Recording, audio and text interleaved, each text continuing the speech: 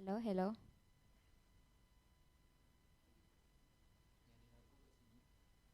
Tes, tes, tes, tes.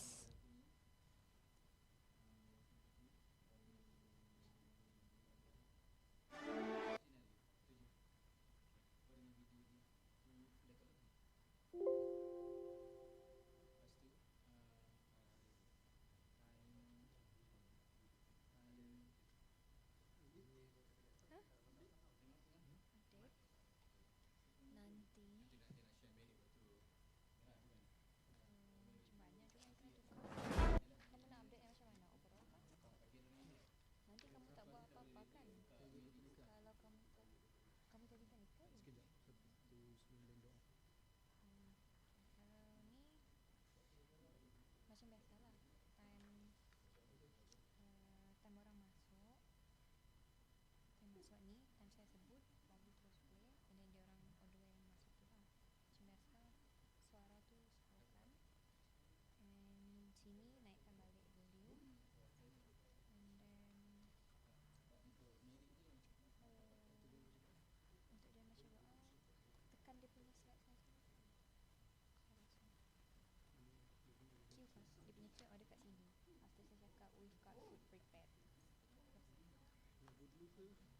Lagu dulu baru doa. Ya,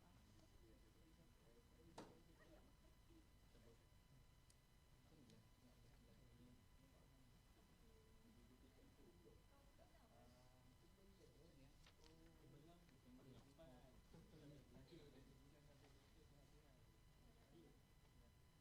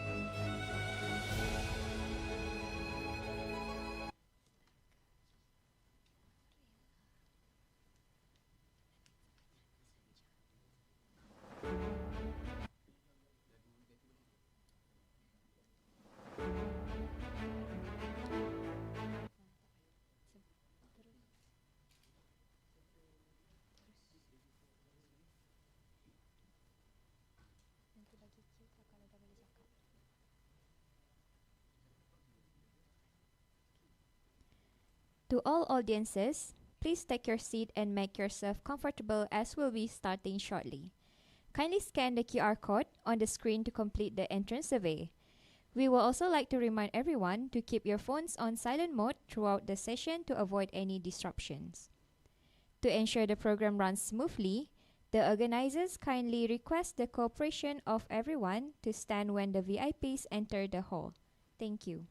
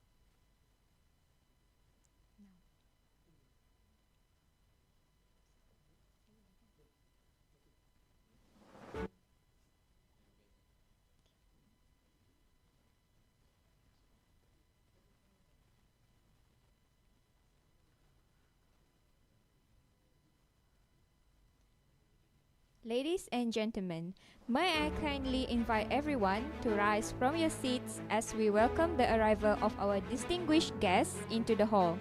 Let's show our appreciation with a warm round of applause.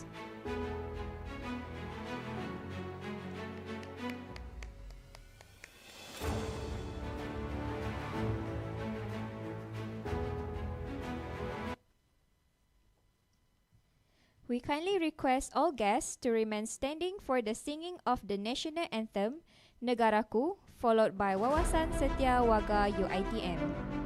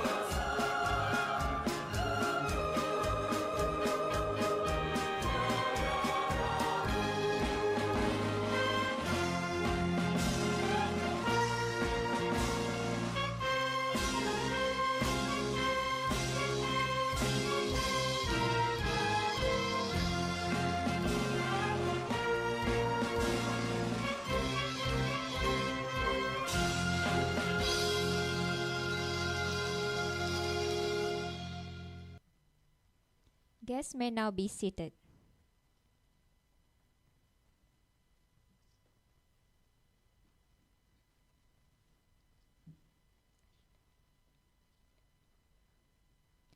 We are honored by the presence of esteemed panelists yang berbahagia, Datuk Wan Jamaluddin, Managing Director of Zeleco Engineering Sendirian Berhad, the esteemed engineer Dr. Nur Fazilah binti Ahmad, Senior Research Fellow at UiTM Solar Research Institute, the esteemed engineer Azri Hisham bin Abu Hassan, Group Chief Operating Officer of Elsa Energy Sendirian Berhad, the respected advisors of IEEE UiTM Student Branch, Engineer Technologist Dr. Maizatul binti Zulkafli, and Engineer Dr. Mariana binti Masri.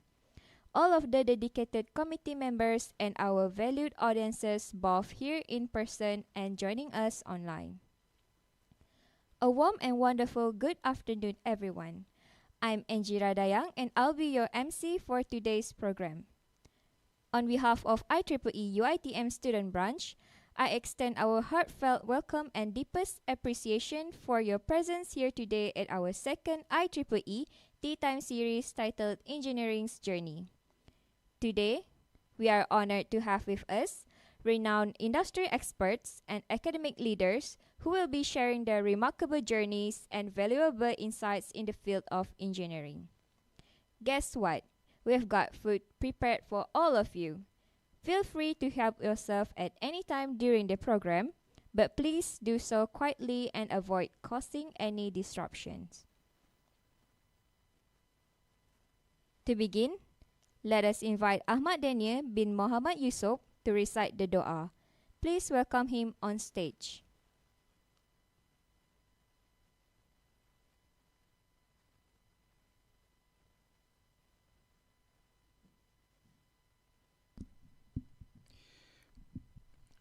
Bismillahirrahmanirrahim. Alhamdulillahi alamin. Wassalamu ala asyrafil anbiya'i wal mursalin wa ala alihi wa sahbihi ajmain. All praise to Allah, Lord of the worlds. May peace and blessing be upon the noble Prophet Muhammad sallallahu alaihi wasallam, his family and his companion. Allahumma ya Rahman ya Rahim, O most merciful and most compassionate, we thank you for allowing us to gather here today for the forum Tea Time series Engineering's Journey, organized by IEEE UiTM Student Branch in collaboration with the IEEE Education Society Malaysia Chapter.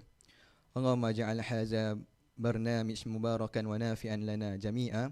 Oh Allah, bless this forum and make it a source of inspiration, knowledge and enlightenment for all of us, especially for the students, speakers and organizers present today. Allahumma aftah alayna futuhal arifin. Oh Allah, open for us the doors of beneficial knowledge and understanding as you open for those before us. Grant us the strength to walk the journey of engineering with resilience, sincerity and purpose. In this humble sharing session, we ask for your divine guidance and mercy. Make this event smooth, meaningful and impactful so that we may continue to grow not only as future engineers but also as responsible individuals who contribute to the society. Allahumma ya aliman ya hakim, irzuqna ilman nafi'a wa amalan mutaqabbala warzuqna wasi'a. O all-knowing, all-wise, grant us useful knowledge, accepted deeds and ample sustenance. Instill in us humility, wisdom and the courage to uphold integrity in all that we pursue. May this forum serve as a stepping stone for the greater contributions both in this world and the hereafter. Wa sallallahu ala sayyidina Muhammad wa ala alihi wa sahbihi ajma'in. Walhamdulillahi Rabbil Alamin.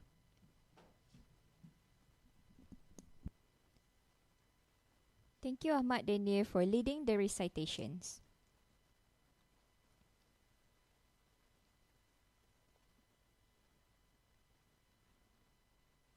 Without further ado, it is my honor to invite our distinguished moderator to the stage to start the forum session. Please give a warm round of applause to Muhammad Afiq Sharif bin Muhammad Noor Aziron.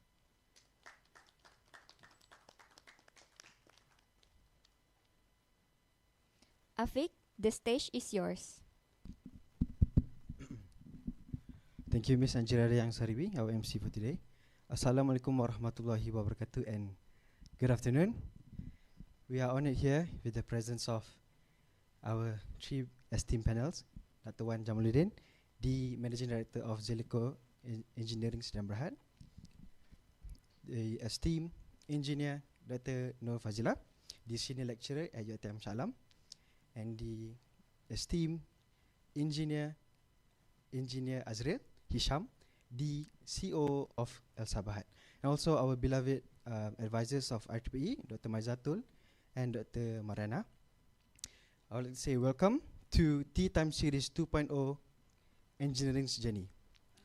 So before we begin, a little intro to our program. I know it's a bit underwhelming. We were expecting more participants, but however, I do know some of the participants will be entering the hall after 4, so please bear with us. So today's forum, it's about our journey, the engineering's journey, and we have 3 panels. They will be sharing their journey on how they transition from graduates to engineers. So without further ado, let us welcome our panelists, starting with, he is the Group Chief Operating Officer of El Sabahat.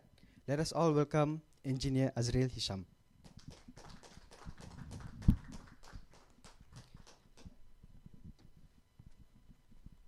Next, she is a Senior Lecturer and Senior Research in SRI, Solar Research Institute in UiTM Shah Alam. Let us all welcome Engineer Dr. Nur Fazila.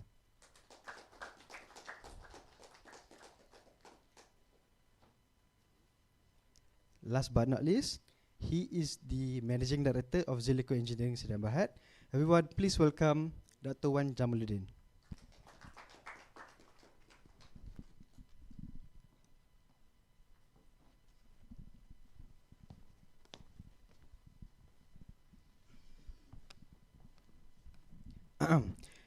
As requested by the panelists, program kita hari ni santai, so kita borak-borak je, and they will be serving tea.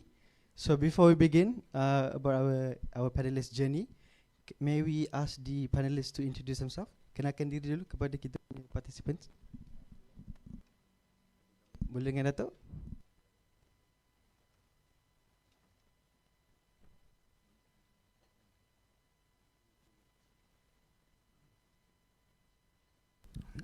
Hello. Baik, bismillahirrahmanirrahim. Alhamdulillah rabbil alamin. Assalatu wassalamu ala asyrafil anbiya wal mursalin wa ala alihi wasahbihi ajmain. Assalamualaikum warahmatullahi wabarakatuh. Salam sejahtera dan selamat petang kepada semua, macam mana saya sebut ya, mungkin anak-anak kot kat sini ya. Saya ni dah agak senior dah ni ya. Okay, terima kasih saudara moderator Afiq, Doktor apa ni, pensyarah-pensyarah kat sini, sahabat-sahabat panel Azril dan Doktor apa ya, Fazila. Okey. Baik, alhamdulillah, syukur kita kepada Allah SWT kerana pada petang ni kita dapat bersama dalam program ni, yang mana bagi saya satu penghormatan kepada saya sebagai pelajar UiTM ya. Saya berada di sini pada tahun 1984. Ada yang dah ada kat sini. Sehingga 1987 ya. Dan masa tu belum ada fakulti, kita panggil sekolah, School of Engineering ya. School. And then saya graduate di dalam mechanical manufacturing, mechanical manufacturing pada tahun 1987. Satu course yang baru masa tu, saya batch yang kedua, ya, saya batch yang kedua masa tu. Dan sebab course baru, saya berminatlah nak try, ya. Okay, saya rasa setakat tu dulu kot, ya, baik. Tapi yalah, sekarang ni saya bekerja sendiri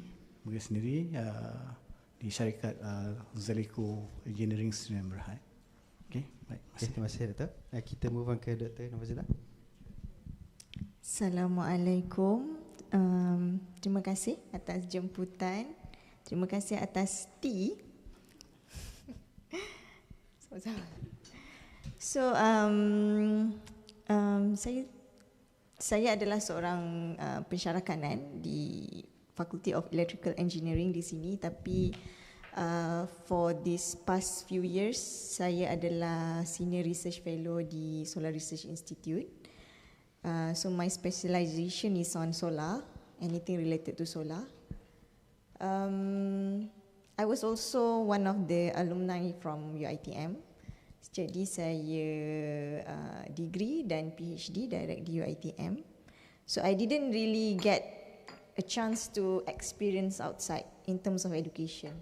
So after SPM directly to UiTM, so I graduated a bit early also. I obtained my PhD at 25. And then I started working with UiTM. Jadi UiTM ni dia agak bijak, dia terus catch siapa-siapa yang ni and then working lah. So I don't have much to say also because you guys already know me also. So some of you are my students. But I hope that throughout this session today you guys can learn a lot, especially from these two panels, because I also want to learn a lot from them. Datuk Wan has a very huge experience in engineering, as well as IR Azrael. So IR Azrael always been our panel, always invited as our panels throughout this. Daripada saya was still a student also, kita selalu IR Azrael, okay. And then when I started working with UiTM and then started to, okay lah, kita from student and then kita mengenali IR Azrael sebagai panel kan, industry. So for me, perhaps maybe I don't have much experience in the industrial field. I did a lot of outside work with SRI sebab kita memang banyak bekerja dengan industri-industri luar also. Sebab SRI actually macam Datuk cakap tadi, Datuk own one LSS1. Jadi UiTM also kita ada LSS1 and LSS2 di Pasir Gudang dan di Gambang. Jadi we look after that lah Datuk, as well as kita punya solar rooftop and all. Jadi it is a very good exposure also to the students. Cuma mungkin kalau Datuk tengok kat sini, student zaman sekarang dia tak sama macam zaman Datuk, tak sama macam zaman saya juga, tak sama macam zaman IR Azrael juga. But it's okay, I think they have lots to learn also lah from now on. Okay, thank you so much. Last, IR Azrael. Assalamualaikum warahmatullahi wabarakatuh. Good afternoon. It's good to be back here. I think I was here like 4 months ago for the SCOT as one of the keynote speaker. And I was expecting the crowd was good actually, but it's okay. I mean, it's online as well, right? I also an alumni of UiTM Shah Alam, graduated in 2001. 2001 was my degree, diploma in 1998. I mean, when I graduated, this building wasn't built yet, wasn't completed built. And little that a lot of people know, I was a lecturer for a while, about 6 months. Dr. Mai, your new dean, Prof. Farid was a junior one, I think, no, same batch from you guys that came from UKM. I was a lecturer temporary, but I think during that time, I don't think it's within my jiwa during that time to pursue with lecturing. So I move out and pursue my engineering career, and until now. Like Dr. Fazila mentioned, I like to give back to UiTM. I've been like AIP for the past for Penggal. I think it's been like 8 years now, and Alhamdulillah, the belief that given from UiTM to me and to keep on continuing and giving back to UiTM, something that I truly honored and something that I would like to share, give back to the students. I think I don't want to speak too much because we will have a lot of time to ask more questions later. Yeah. Okay, thank you, Doctor. Thank you, Doctor. And I think all of the panelists here are UiTM alumni. So you guys experienced the life of an UiTM student. So my question is, what was the life of a student as a UiTM student before? And were you active? Like some of us, we are RTPE members. We try to be active, and does it make an impact in the transition into adult life or engineering's life? Who start? Maybe. I mean, my life when I was a student, my parents' house just nearby in Klang. I don't stay in the hostel. True enough, my diploma, I was a nerd. I really study hard, and I've managed to get Dean's List for all semester. But during that time, I feel like something missing. When I entered degree, I feel I want more because I want to enjoy my life as a university student.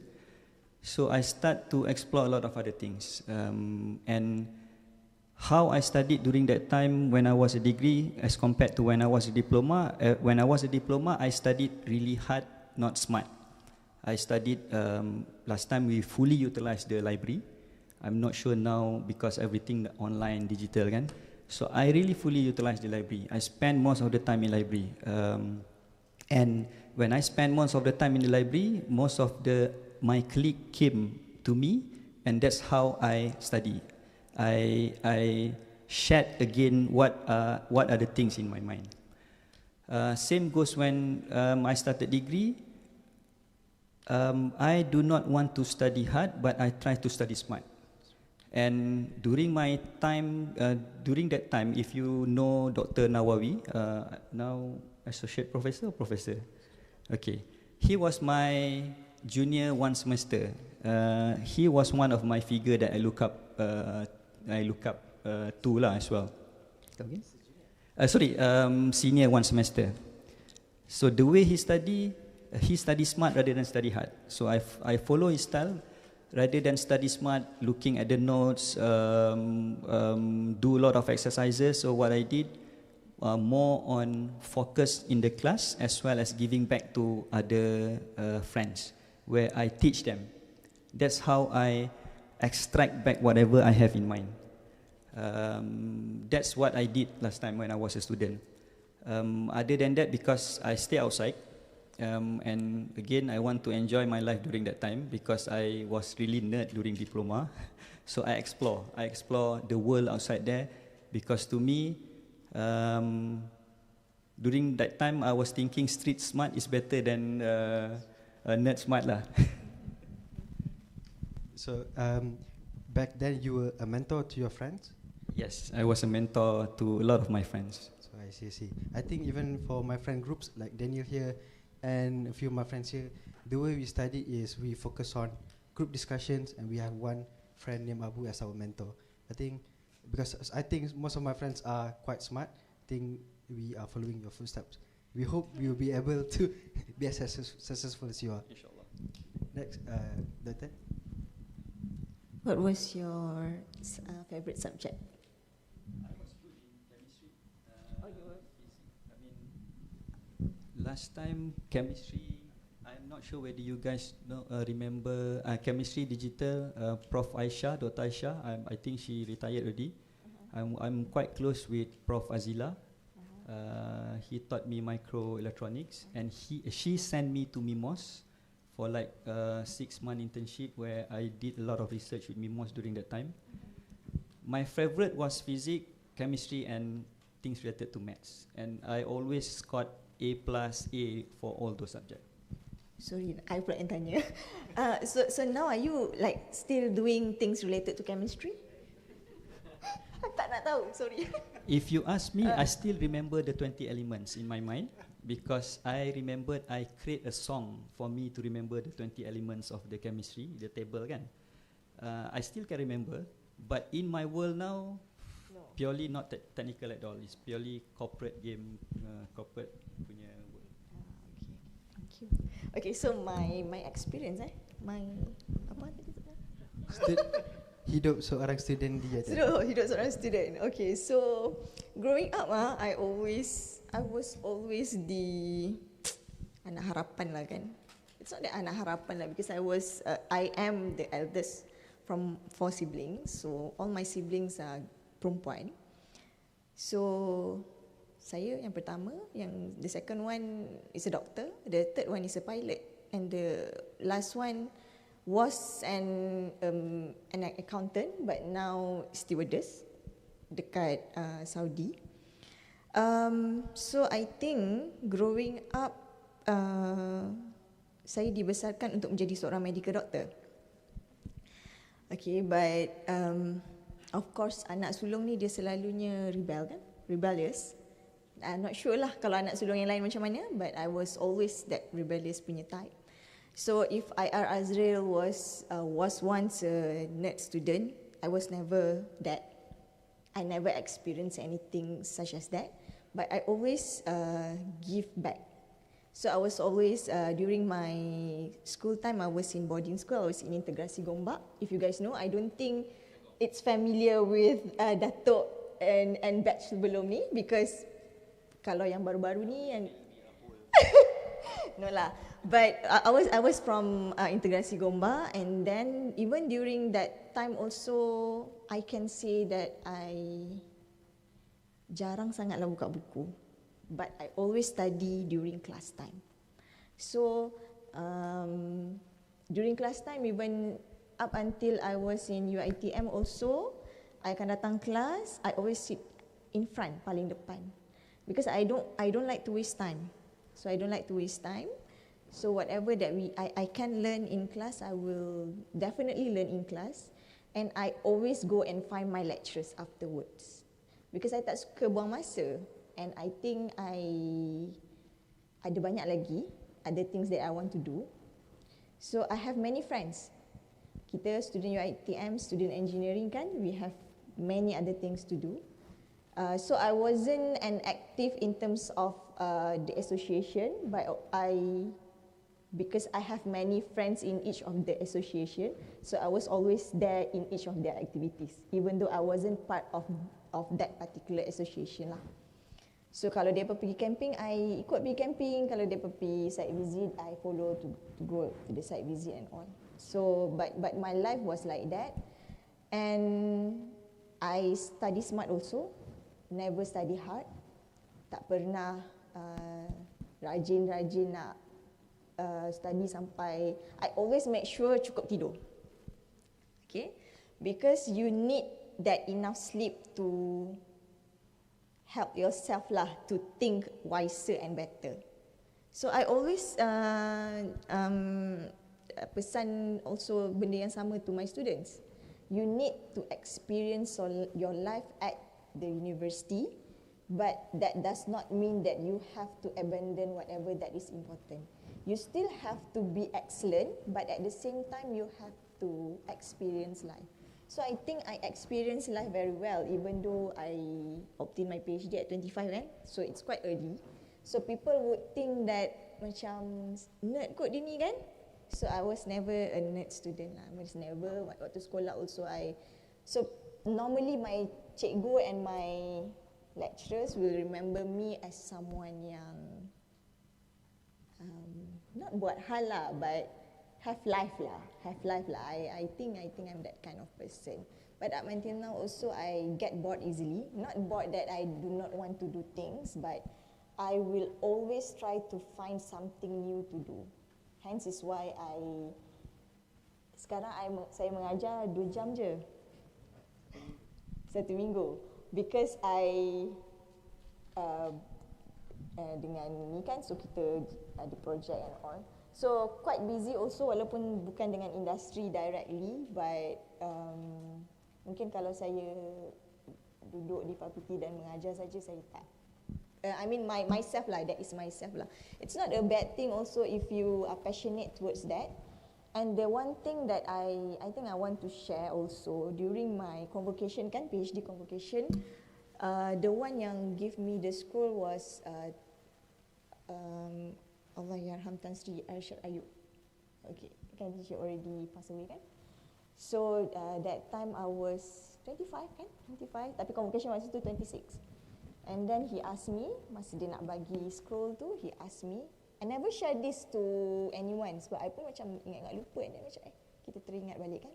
So he asked me, sebab nampak muda kot waktu tu, dia tanya, how old are you?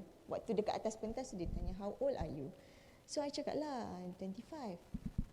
Lepas tu dia cakap, oh, so what is your plan after this? So I was already bonded to UiTM because my scholarship was from UiTM. I was offered to do the direct PhD waktu I semester 7 tu. I dah tahu dah I akan buat PhD. Kita ada interview, so dah go through interview waktu semester 7 tu. So semester 8 tu macam you have to get Dean's List lah. So every semester dapat Dean's List, but dah okay lah, kita usaha untuk dapatkan Dean's List semester 8 tu. But semester 7 tu kita dah tahu kita will the possibility of being offered lah. So after semester 8 terus dapat offer untuk buat PhD. Okay, lepas tu Tan Sri cakap dekat saya,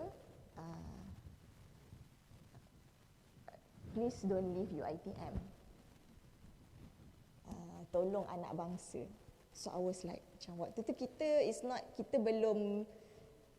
kita agak muda lagi waktu tu kan. So benda tu tidak begitu mencengkam lah jiwa pada waktu itu. But throughout the years when I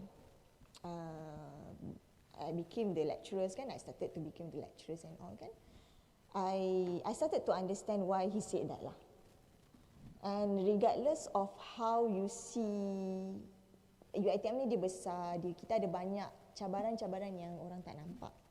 So as the lecturers and also when you are with the management, you know the management side and all,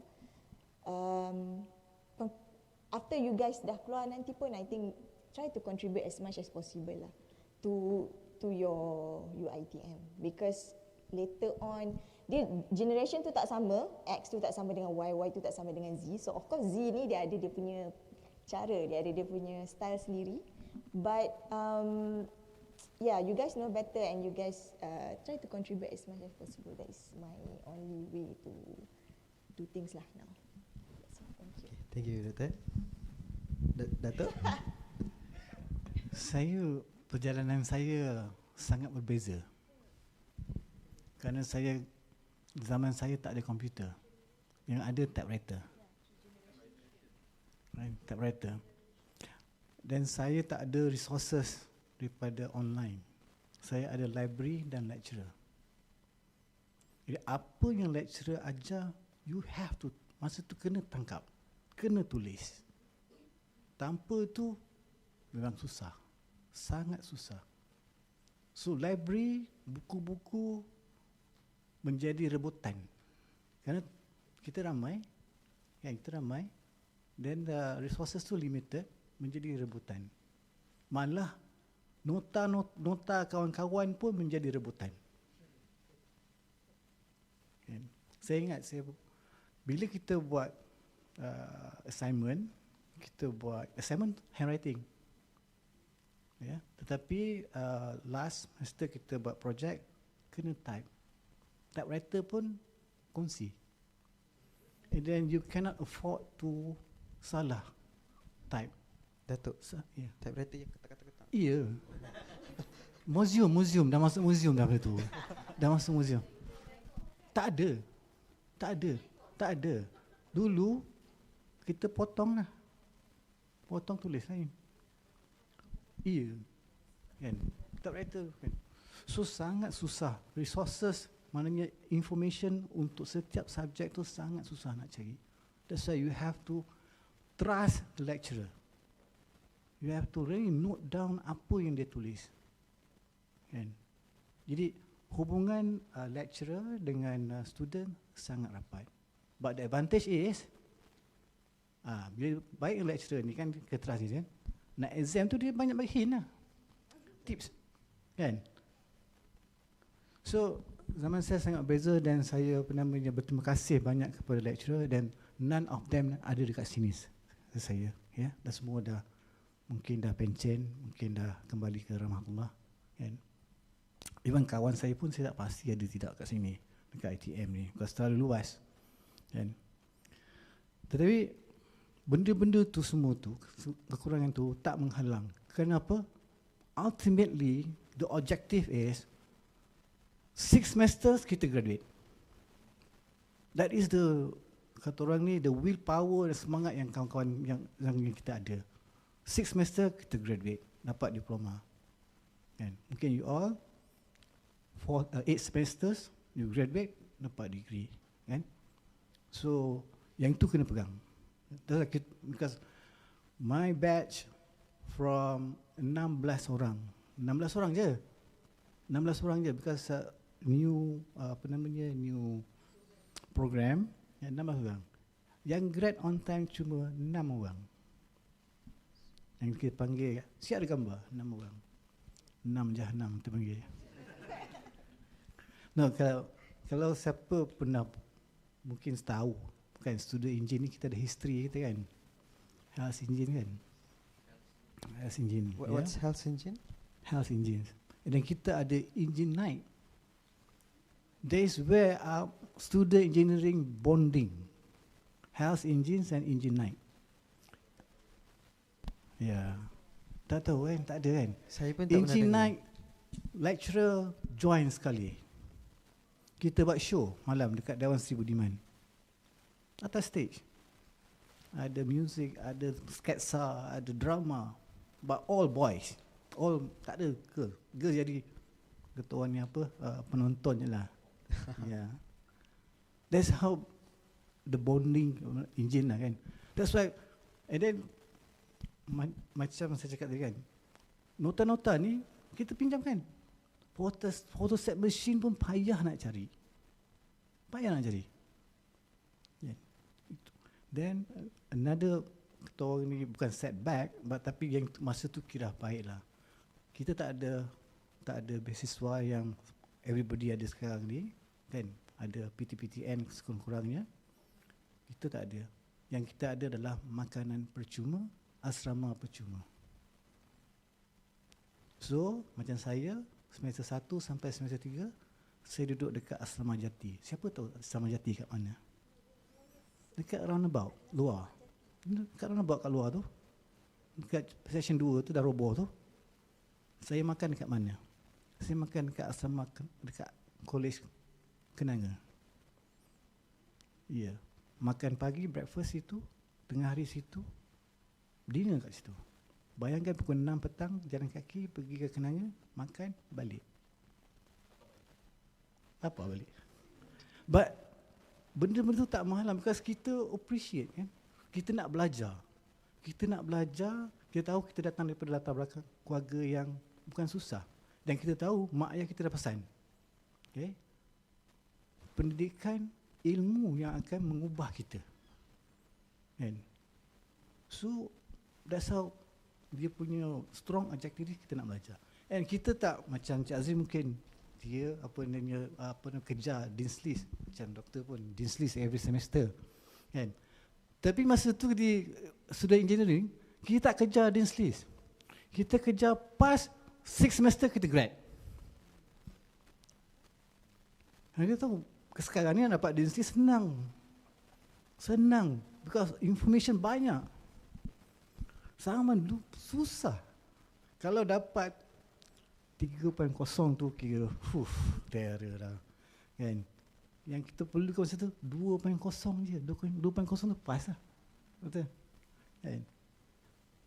Saya ingat lagi nak exam ni last semester saya duduk dekat D5. Kan? Nota hilang. Habis saya cakap, siapa ambil nota aku tolong pulang balik. Kan? Besok petang tu adalah yang pulang balik. Tak tahu dia mengata pergi. Betul? Ya. That's betapa susahnya masa dulu kan. Jadi sekarang ni, that's why I think you all very lucky. Kan, gunakan kesempatan yang ada ni untuk orang ni really score. Because nowadays competition is very high and without kata orang ni you have a good kata orang ni CGPA, I think sangat susah because dalam industri pun they look at what is your CGPA bila nak ambil orang tu. Even in my company pun Kan, kalau awak interview, tengok apa sih GPA dia. That's number one lah, of course. But yang lain tu nanti kita bincang kejap lagi. Ya, yeah? Baik. Terima Terima kasih Datuk. Pandangan kita waktu maybe during student life ataupun selepas transition kepada adulthood, pernah terfikir tak nak tukar field? Macam rasa engineering susah sangat, terfikir nak jadi petani ke apa ke influencer ke? Okay, mulakan Datuk ke? Saya mungkin lain sikit lah kan. Tak apa. Mungkin jadi inspirasi to some of you lah kan. Bukanlah sini bagus, tetapi mungkin jadi contoh untuk sekurang-kurangnya lah kan. The best is Azril lah, ya. Yeah? Okay, saya habis SPM ataupun masa SPM tu cita-cita saya nak jadi cikgu je. Tapi SPM saya tak bahasa Melayu, bahasa Malaysia, saya tak dapat kredit. Saya pun tak tahu kenapa tak dapat kredit. Bodohnya masa tu. Jadi saya tak qualified masuk universiti awam. Jadi saya masuk pra-diploma. Saya cakap okay, serah pada Allah, apa jua kita dapat, kita akan pursue. So saya dapat pra-diploma engineering, buat dekat Arau. Okay, from there on, saya set saya punya mind, I will pursue engineering, I will become engineer one day. Okay. That's why bila dapat peluang macam tu, okay, saya grab. Saya betul dengan parents, cakap okay, I want to be an engineer masa tu. Ya. Yeah? Jadi apa namanya, bila dah dari engineer tu, okay lah. Then selepas tu, and then in fact masa kerja pun saya dapat kerja di apa namanya di kilang, because saya manufacturing kilang, kerja di kilang. And first assignment saya adalah untuk localizekan circuit breakers. Siapa tahu circuit breaker apa? Electrical kan, semua tahu. Circuit breakers, pemutus litar kan. But this is not yang low voltage. This is a medium voltage, 11 kV, 22 kV, 33 kV. You tak payah touch pun, you dah electrocuted dah. Then, so I was assigned a job to look the employer dia dapat license daripada Japanese company. They allow, and then say, okay, Wan Jamal, this is your baby. I want you to localize it, and then later we manufacture this in Malaysia. They give me 9 months to complete the job. Okay.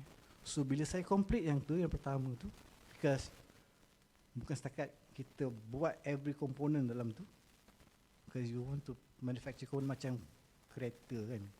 You have rubber, you have plastic, you have apa namanya steel, you have apa namanya macam-macam materials lah. Dan proses nak buat tu pun macam-macam proses kan. Casting, apa namanya, forming, kan, machining, and also you look at the precision of each components pun play the role.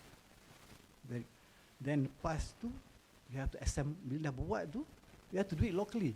Kena cari mana-mana tempat yang boleh buat, ataupun you have to do it your, apa namanya, in-house. Assemble, send for type testing. Type test, actually we maximizekan the short circuits. Dan kita tengok whether the products can stand for the short circuit. Okay, dengan short circuit current ni adalah 20 kA for 3 second. 20 kA for 0.3 second. Siapa student electrical mungkin tahulah kan. So just imagine. And then it was type test in UK. It was in 1989. Saya pergi ke Newcastle, hantar kat lab, kat situ test. So lepas bila dah lepas test tu, what do you feel? That is the best achievement that I have done, because this is a real product used in the system, used in the country, worldwide, comply dengan IC standards, you did it. Dan daripada situ saya fikir saya nak jadi specialist, saya nak jadi the real engineer. Cakap dulu. Datuk, saya rasa saya punya pengalaman sendiri pun hampir sama dengan Datuk. Saya dulu rasanya engineering ni sebab rezeki je saya dapat masuk. So betul ke? Nasihat apa yang saya dapat adalah go with the flow. Betul. Pun ikut je ketentuan Tuhan, betul, give it our all. Betul ke? Betul?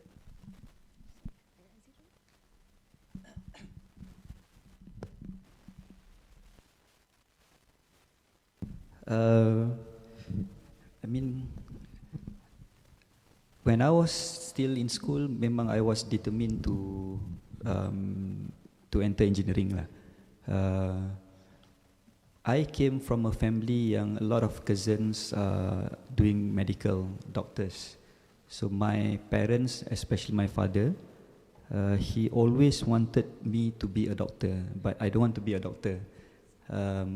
Sama lah kita kan, because I don't like to see the blood apa semua kan. And I even fight with my father during that time that I really want to be an engineer rather than to be a doctor. And I was determined, and I entered the degree. I mean, when I entered the degree, everything actually was easy for me lah. And during the journey, I still focus and I put a lot of things in my mind, and because I believe in this law of attractions since beginning of my early days. And when I want something, I really focus, determine, and I plan for it. So when I was in diploma degree, I memang determine, even I have a target, a company that I want to enter. During my batch, if you ask most of my batch like Dr. Nawawi and few of the people during that time, they were determined to go to TNB, Malakoff, Filthy companies, those kind of Maxis, Celcom. But I'm the one that during that time really want to go to oil and gas. And I want to go to, specifically I mentioned I want to go to Selambejir. I still remember one of the lecturer during that time, her husband was in Selambejir. And I even talked to this lecturer to get access to the husband and to study about oil and gas and about Selambejir. Even some of the lecturer during that time was teasing me, Azril, kau betul ke nak masuk oil and gas? Kau betul ke nak masuk Selambejir? It's not electrical, there's nothing electrical you can do in oil and gas. No, I said yes, I studied, I very determined, I want to go to oil and gas.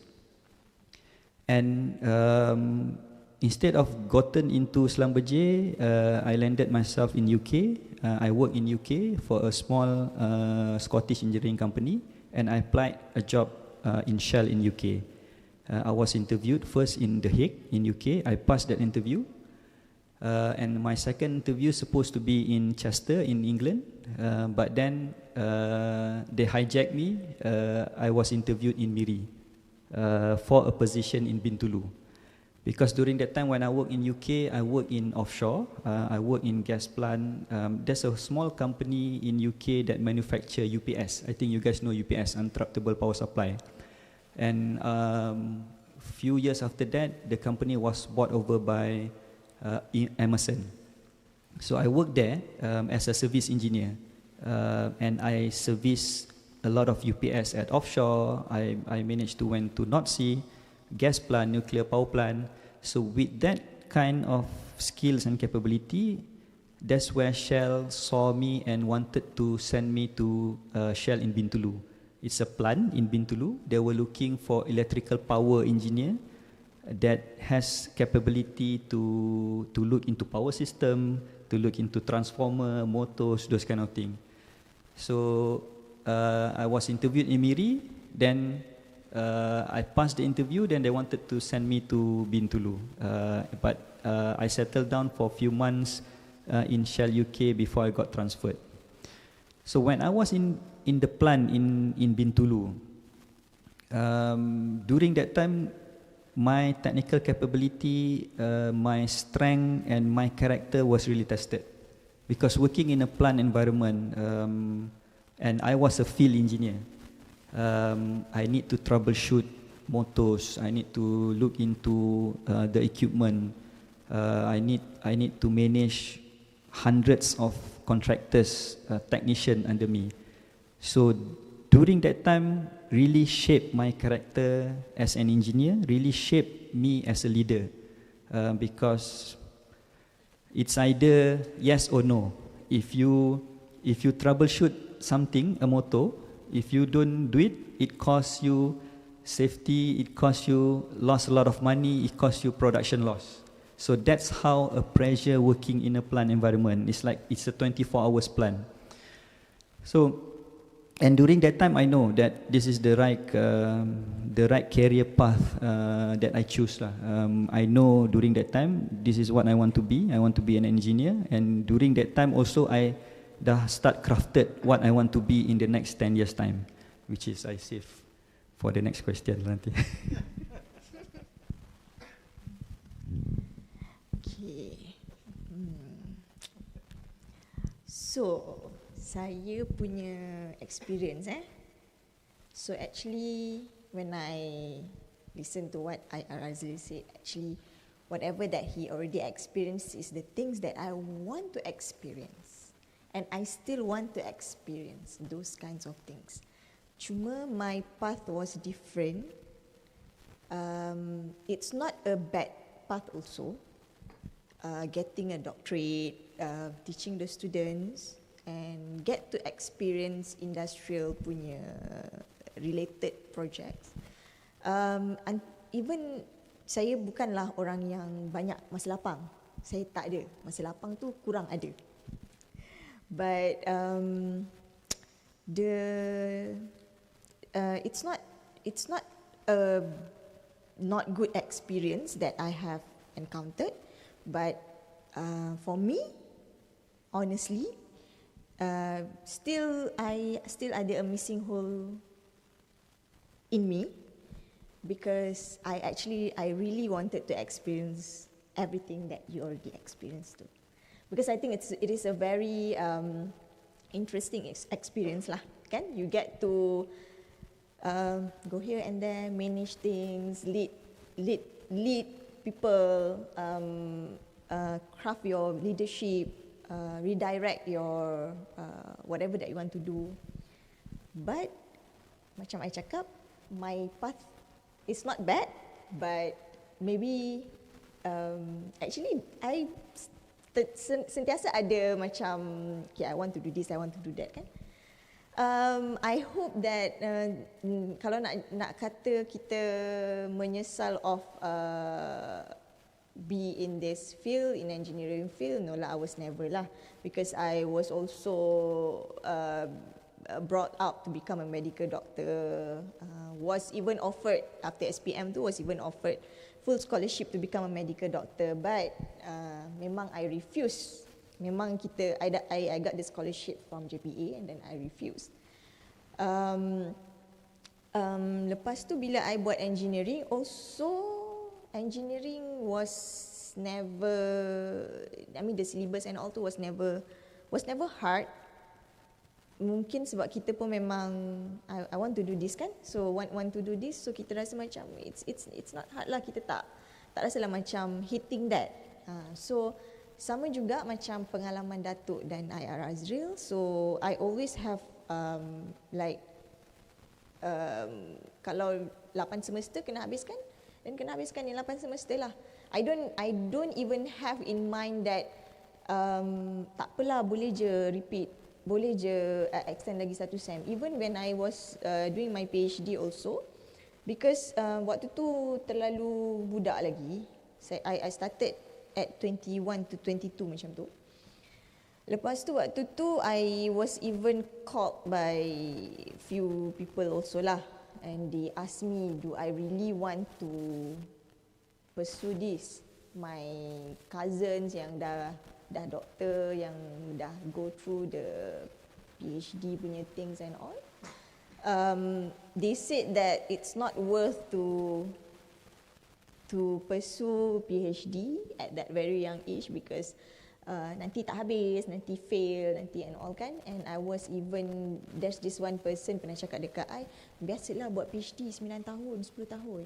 And I was like, kenapa nak kena buat 10 tahun Tuanya 10 tahun tu. No, I don't want.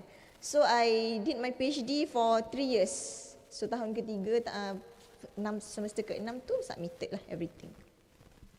So what the semangat kan kita panggil tu the aim tu sebagai lecturer sekarang yang I nampak tidak ramai lah di dalam diri student. Students zaman sekarang dia sentiasa ada mindset yang tak apalah, kita hidup hanya sekali. True, hidup memang hanya sekali, but takkan kita nak like dragging our life kan. So sometimes I was quite frustrated also. I cannot say that I am frustrated with my own students. But when there are some yang take things for granted, macam you guys are so easy, all the easy access. During zaman Datuk, zaman saya, zaman Ayar Azri, we don't have that kind of access. We don't have ChatGPT to help us. We have to cari all the information on our own. Susah. Janganlah nak berangan-rangan akan ada deliver to your doorstep. Never happen lah. Even kita macam sekarang ni, your panels ni, kita daripada 3 generation lah kan kita kata kan. Even during my generation also, my generation was like lebih kurang 10 to 15 years lah beza dengan you all kan. Pun tak ada semua tu. I still have to go to the library. My notes were always passed around also. So, but itu tidak ada lagi di dalam jiwa. I don't see that. Everybody was with their iPad. It's not wrong, but is it really help? You guna iPad kan? I understand that people nowadays dia suka segala teknologi and all kan. But I tengok macam susah Datuk. Dia nak kena, lepas tu nak kena slide kan? Slide page seterusnya. Lepas tu dia nak refer kita punya calculation yang sebelumnya. Mana ni dia punya slide, mana page seterusnya. Kalau kertas kan, semua ada kat depan tu. Tapi kita tak boleh nak cakap apa because that is their generation. But dari segi cara belajar and all tu sebenarnya will affects your grades also. Sebab you have to study smart. You ada banyak lagi benda you nak buat kan. Nak pergi dating lagi. Betul lah? Kan? So itu normal sebagai kita, remaja nak jadi adult semua ni. But having to have aim and dalam masa yang sama experience lah tu is also penting. And itu want to answer, kita menyesal ke tak menyesal ke? No, I never regret any. I am not the person who would regret and wish I could turn back time. Sometimes orang macam tu kan? I wish I could turn back time. And then I want to do things different way. No lah. You wish you could? Yeah, it's not going to happen lah. So, I wish I could too. It's not. But when you are already there, do not think to quit lah. Don't have that kind of mindset that you can quit, and actually you have to do your best lah in whatever that you are already there. So nanti dah habis nanti, jangan lupa cari kita orang. Terima kasih. Okay, doktor ada mention some of the family members doubted the PhD journey, betul? Lepas tu soalan saya seterusnya, ada tak someone yang motivate panelis kita, or they are the reason Dr. Datuk dengan Engineer Azril semua kat sini sekarang? Someone who motivated you to become who you are today? Saya ke? Boleh Datuk? Saya macam tak ada lah. No, honestly I don't have what motivates me is always myself. I'm not so sure if it is a good thing or it is a bad thing, but my family was never supportive of me taking this engineering course. But I am a very resilient person. Once I am in that, I would do my best. and I would always try to prove that whatever cakap-cakap yang orang cakap tu, I would want to prove that they are wrong lah. So I think my parents were quite disappointed also when I decided not to become a medical doctor. So of course lah, very disappointed lah. Up until I already get my PhD, also still disappointed. But for me, your decision is yours. You don't really need anyone to motivate you, or you don't really need any support for as long as you become resilient yourself. So that is my answer. Thank you. Yeah, we have 3 mics.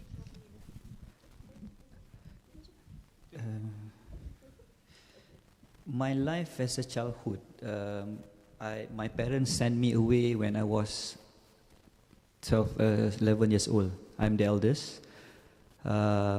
During that time, I like to play around football kan, wakil sekolah, bola lah, badminton lah, takraw lah, apa semua, belajar tunggal langgang. So my parents sent me to my uncle's house. Okay, at my uncle's house, I've got 2 cousins. One yang sebaya with me, and then the other one 3 years older than me. So I supposed to belajar over there, go tuition with them apa semua, but ended up I banyak influence my cousin yang sebaya with me itulah. Okay, what inspired me actually my elder cousin. He was top student since primary time, and he went to boarding school, and then he went to MRSM, and then one of the top student in Malaysia, and supposed to go to British top university in Malaysia during that time.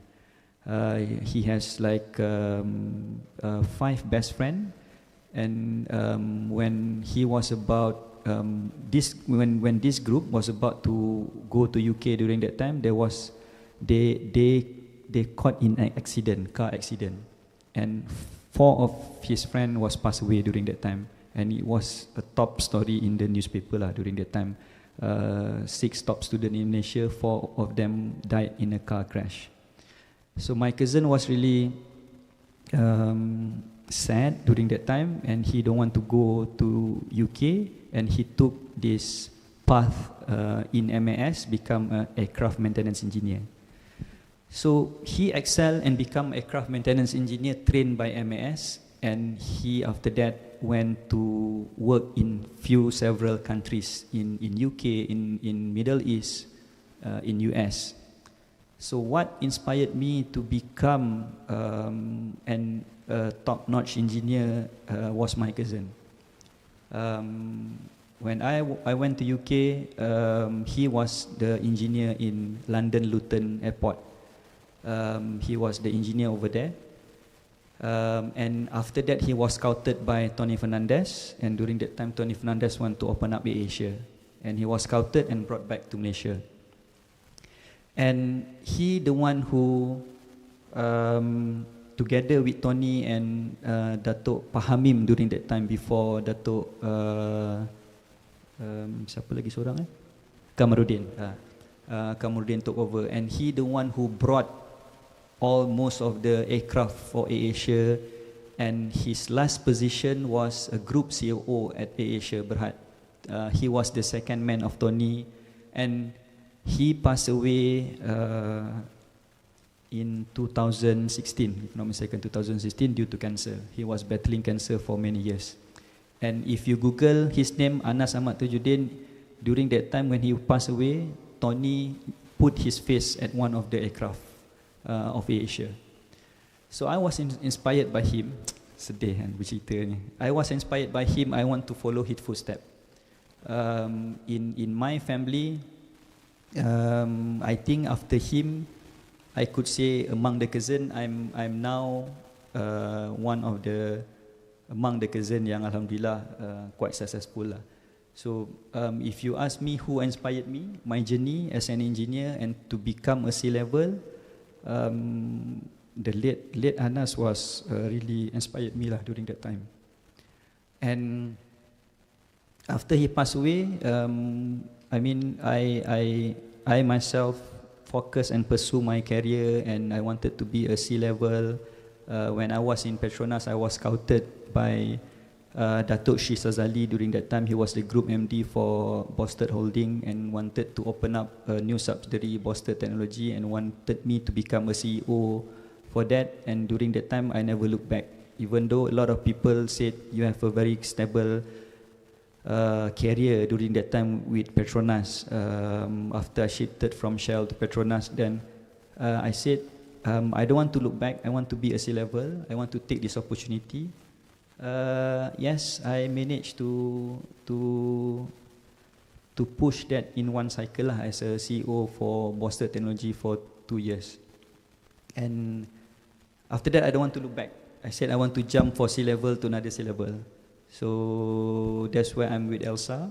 In Elsa also, I was scouted by one of the top leadership in Petronas for me to help Elsa to restructure the company and to push the company for IPO, for listing. So that's my journey, and someone inspired me. But that particular person, if you ask me to look at leaders, I'm like what you said, doctor, I'm self-motivated because I'm very determined. I know what I want. If I said A, I want A, and that is my goalpost. That is my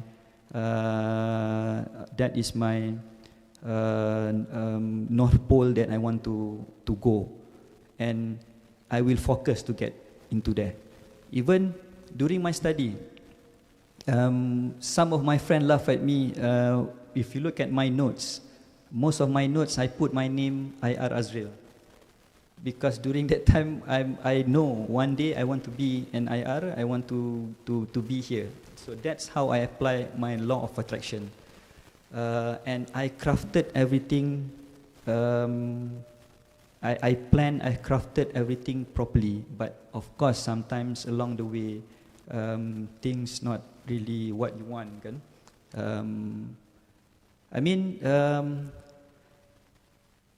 career-wise, I think Alhamdulillah. But along the way, there are a lot of other things that Allah akan bagi ini, but Allah takkan bagi ini. So, I mean, that's how life. Okay, Engineer. Datuk.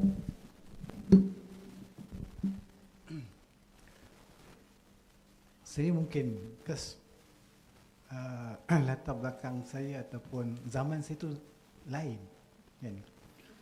Saya tak tahu you all boleh appreciate ataupun tak, adakah ini boleh jadi your kata orang ni rujukan ke? Kenapa pada zaman tu bila kita belajar, apa matlamat kita belajar? Kita nak cari ilmu, kita nak dapat kerja, kita nak grad, dapat kerja yang baik, kita nak ubah nasib keluarga kita. So masa tu kita punya target ataupun yang membuat kita untuk belajar sesungguh tu adalah untuk memastikan kita grad, kita dapat kerja yang baik dan kita boleh bantu keluarga kita. Okay. At that time, kan nak cari kerja memang susah. 88, saya grad tahun 87, 88 dapat kerja. 80-an memang susah. And then kena pula masa tu adalah recessions, economic recession tahun 88, 87, 88. Kan? So janji dapat kerja, janji grad dapat kerja. So bagi you all, I think sekarang ni mungkin saya punya nasihat saya, make sure you grad selepas 4 tahun di sini, ya. Dan grad with the good grades, then dapatkan kerja. Dan bila saya dapat kerja, okay, the moment saya grad, saya cakap saya nak dapat kerja, any kind of work saya akan buat. So saya dapat assistant engineers dengan gaji sebanyak RM500 duduk di Kuala Lumpur. That was in 1988. Yes. Datuk, gaji 500 tu tinggi ke waktu tu? Tak tahulah saya kata macam tinggi ke rendah. Masa tu saya makan nasi satu pinggan RM2.50. RM2.50. Tak pasti saya. Kan? Mungkin kan masa tu kan. So tak mengapa, masih boleh lagi kata orang ni kan, masih boleh bagi cukup bulan dapat duit hantar dekat mak RM50. Kan? Cukup, alhamdulillah cukup kan. So masa kerja, masa kerja that's where you have to start think what you want to be. Because masa tu you dah nampak peluang tu, you dah nampak kat mana your strength, kat mana your weaknesses, kat mana your interest, kat mana you nak jadi, apa you nak jadi. With your, at least you dah ada degree, kan, you dah ada ilmu, what you want to be. Kan. That's how bila saya dapat kerja di syarikat orang Melayu, headed by, owns by arwah Tan Sri Jamaluddin Jarjis. Yeah. It's electrical company, and the only electrical companies doing medium voltage products belongs to Bumiputera in Malaysia. And then that company is a second company who make switchgear supplied to TMB for electrical distribution network. Okay. So that opportunity saya tengok, that's where I think this is a good opportunity, because that's why saya cakap tadi kan, bila saya bagi peluang untuk localizekan the switchgear, every year saya complete satu, dia buat satu lagi, from 11 kV go to 22 kV, from 22 kV go to 33 kV. Ada yang kita collaborate dengan university, but not UiTM, but dengan UTM. Kan? So kat sini dia drawing pun buat pakai tangan. Kalau you all tak pernah experience pakai T-square kan, T-square kan, sekolah teknik dia panggil kapak TI kan, T-square ada pakai drawing board kan. So sekarang ni dah pakai AutoCAD kan.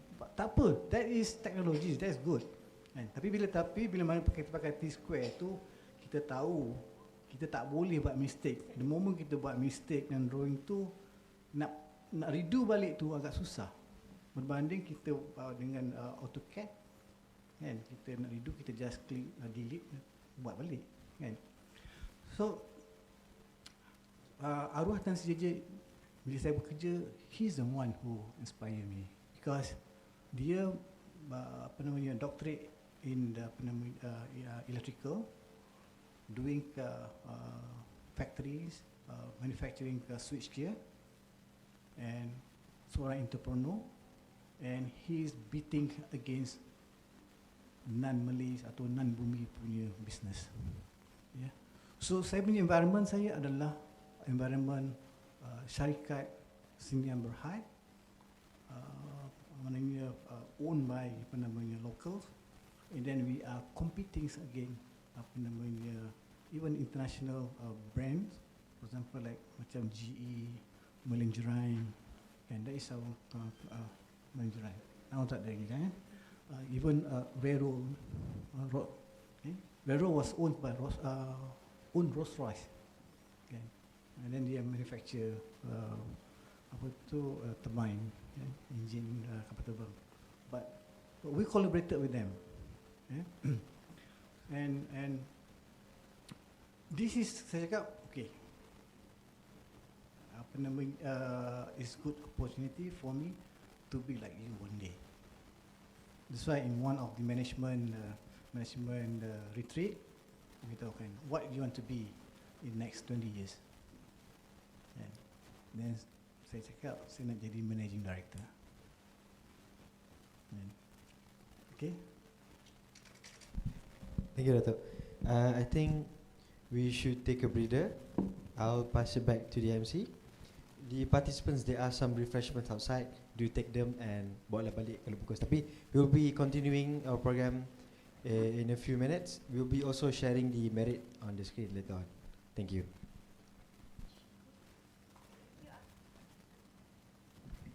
Thank you, Afiq. Ladies and gentlemen, during this short break time, feel free to stretch, grab some refreshment, or take a quick breather. And while you're at it, we'll also love to invite all of you to join our official IEEE Info Blasting WhatsApp group to stay connected with us.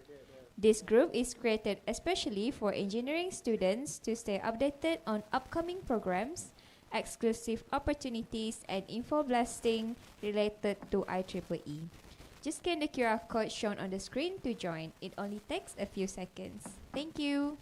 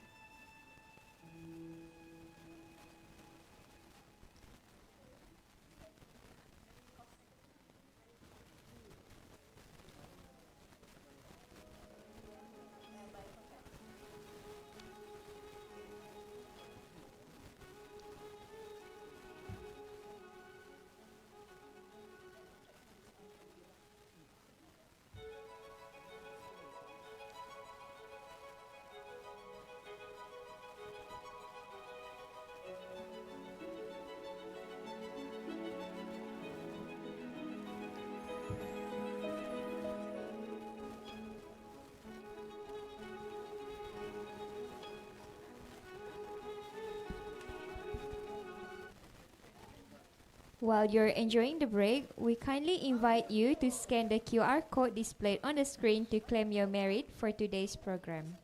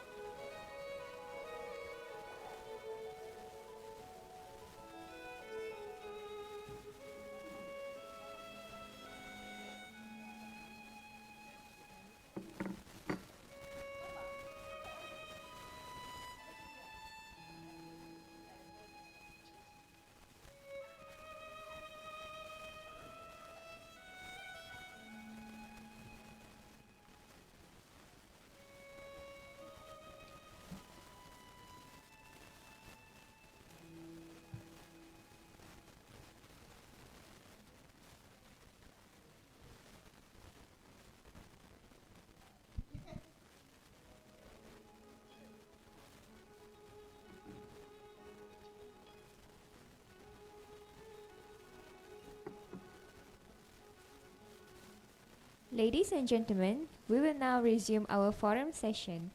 I will hand the floor back to Afiq. Thank you, Ms. Anjira Dayang Sariwi. And thank you to all the participants here and in the YouTube live.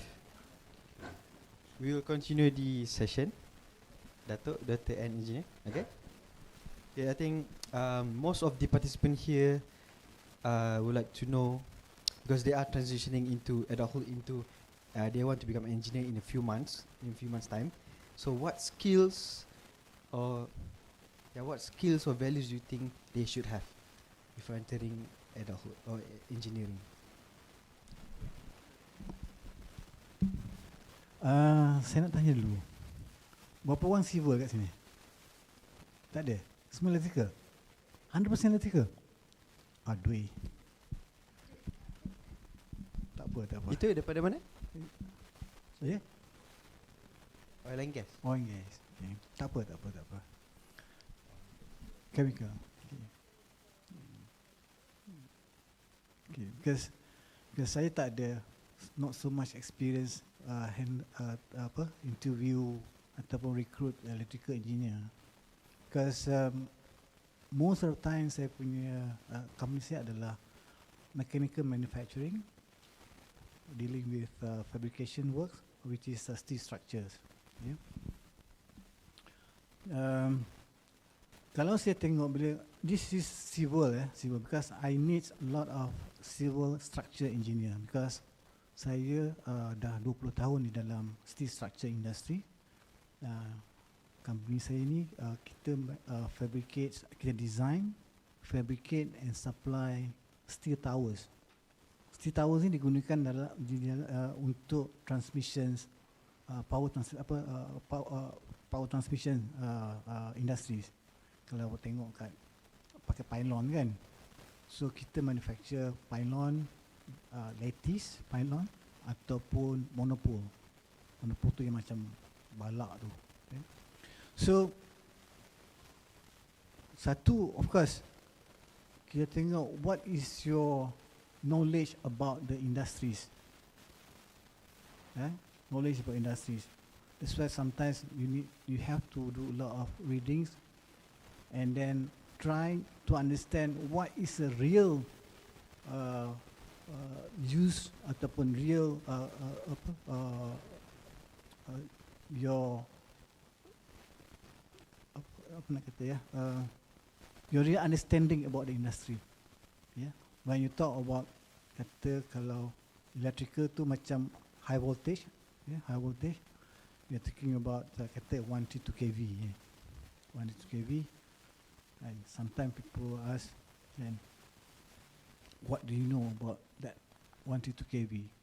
What is your punya, kalau katakan, because kalau di dalam Malaysia ni 132 kV, 27 kV and 500 kV mostly is all bare conductor.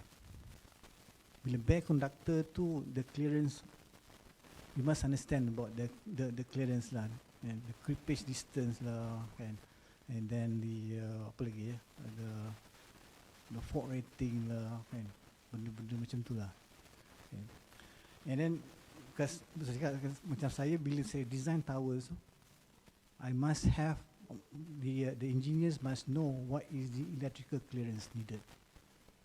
Yeah, because daripada body apa nama towers sampai ke conductor tu there is a certain distance, because that is the air clearance. Dia tak ada insulated. Yeah. So the understanding of that kena ada lah, kan? And of course the product, you must know the product, kan? Kalau katakan 120 kV to what, kan? Because di dalam high voltage, kalau di dalam substation, kan? Substation tu banyak dia punya produk dia. No, kita mungkin tahu circuit breakers, but part of that there mana lagi? The insulators, di voltage transformernya, current transformernya, isolatornya, kan. Benda-benda tu you have to do sometimes belajar, tetapi the applications itu or more knowledge about the product tu you kena tahu. That's why sometimes the practical training ataupun industrial internship tu, it is very important. Kalau you want to go to electrical power, that is very important. You have to go and then do the internship dengan company yang terlibat direct. And the best part is, kalau internship tu bukan your experience, kalau boleh you go to the field. You go to the field, then you can touch the product, you can know, you can balik-balik, mungkin sometimes dia tak, kalau kata belum live, mungkin mungkin boleh operate the product, kan? Because that kind of knowledge tu sangat-sangat memberi sangat-sangat membantu dan mempengaruhi bila awak attend untuk interview. Ya. Yeah? Kalau steel structure tu, of course, kalau saya akan tanyakan, what do you know about, because of course you kena study company tu buat apa, kan? Macam company saya, kita buat pylon. What do you know about pylon? Okay, tiang untuk pegang konduktor. Okay. What is the load yang ada pada pylon tu? Kan? Kalau tak study betul-betul, because there is, kalau saya tak ada civil, saya tak boleh nak ni, kan? Because kalau kita tengok dia lain, pylon TMB dengan tower untuk telecommunication tu lain. telecommunication load dia mungkin ada 2 sahaja. Tapi pylon TMB tu dah ada 3 atau 4.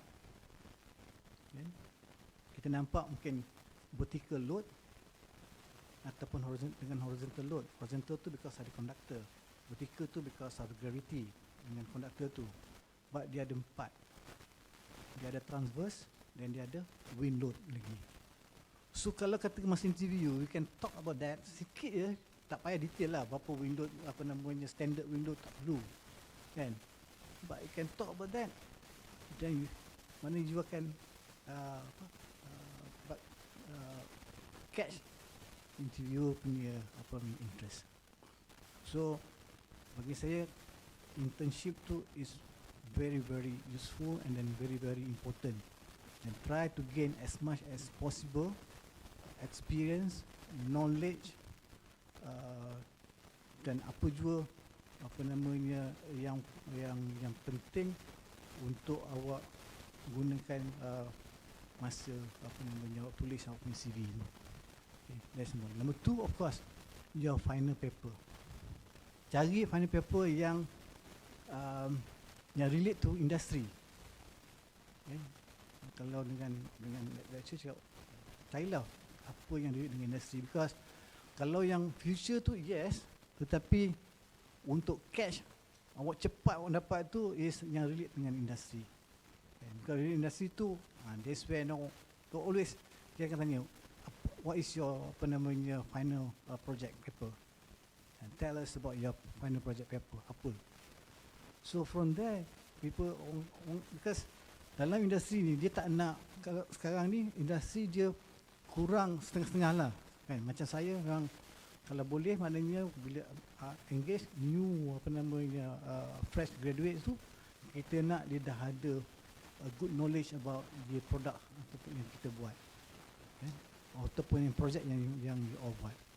And that's why apa namanya kalau buat project paper buat thesis tu cari yang dalam industri. Macam sekarang ni contoh dia, what is the booming industry untuk power industry? Solar, hydro, RE, and wind. And you know tak, wind turbine dah ada wind turbine produce satu wind turbine 4 kilowatt, 5 kilowatt, it's small. Kalau kita tahu wind is always dia ada apa namanya kipas kan, but that one apa namanya horizontal, but now the wind banyak vertical pun ada. Setengah negara tu dia dah pakai vertical, taruh dekat highway. Angin daripada kereta, angin daripada lori transport tu turn the wind, turn the punya kipas dia to produce apa namanya electricity. That is something apa namanya yang you all boleh gunakan untuk your project paper yang kalau you buat lah kan. Alright. Terima kasih. Thank you, Datuk. Engineer Azril will connect. Okay, I don't want to go into the details of what you should answer or what you should know during the interview, because this is very subjective. To prepare yourself when you are final year student, for example, and to prepare yourself from transition from the student world into the real world out there. What you need to know is actually the visibility of and the outlook of what out there, and to know that you need to have, or you need to gain your capacity, your brain capacity. Like for example, companies out there are different categories and different industry. So you need to know what industry and what sort of company that you want to go and you want to look for. Like for example, if a big multinational and organized company, the way they interviewed the candidate is different. They do not ask into the detail of the technical question. What they ask more on the capacity. Let me share, like for example, Shell interview. Shell interview, they look into 3 things, CAR, capacity, achievement, and relationship. Capacity is your brain capacity, your general knowledge, how do you look at the perspective of the world, how you look at the perspective of industry, the capacity that you have. So to do that, you need to do a lot of readings. So engineering student, typical engineering student, they always read about engineering books. No, don't do that. It's a big mistake. Read other books. Read other books that can contribute into your other attributes and skills. Like for example, your general knowledge. Read, okay lah, during my time kita panggil newspaper. So now you have the digital paper, digital news or whatever. Read about that. Get the visibility of what happening around the world in the industry that you're targeting. Like for example, last time I'm targeting oil and gas. Then I know what are the companies out there yang bagus. Like for example, Schlumberger, Shell. That's why I'm targeting that company. Then I study that company. I study what that company look for in the candidate. So, my advice from now on, sepatutnya, macam like myself, my second year I already targeted, I told you that just now I want to go to Schlumberger. So I already studied Schlumberger, I studied Shell, I know what they are looking for. Okay, big companies like this, their interview is different. Again, I share my experience for Shell interview. Shell interview is the whole day interview. Dia ada 4 session. One session, morning, dia akan give you a thick file, a case study. And in that file, the question was simple. I give you 2 hours. I need you to make a decision whether we want to sell or we want to maintain this platform.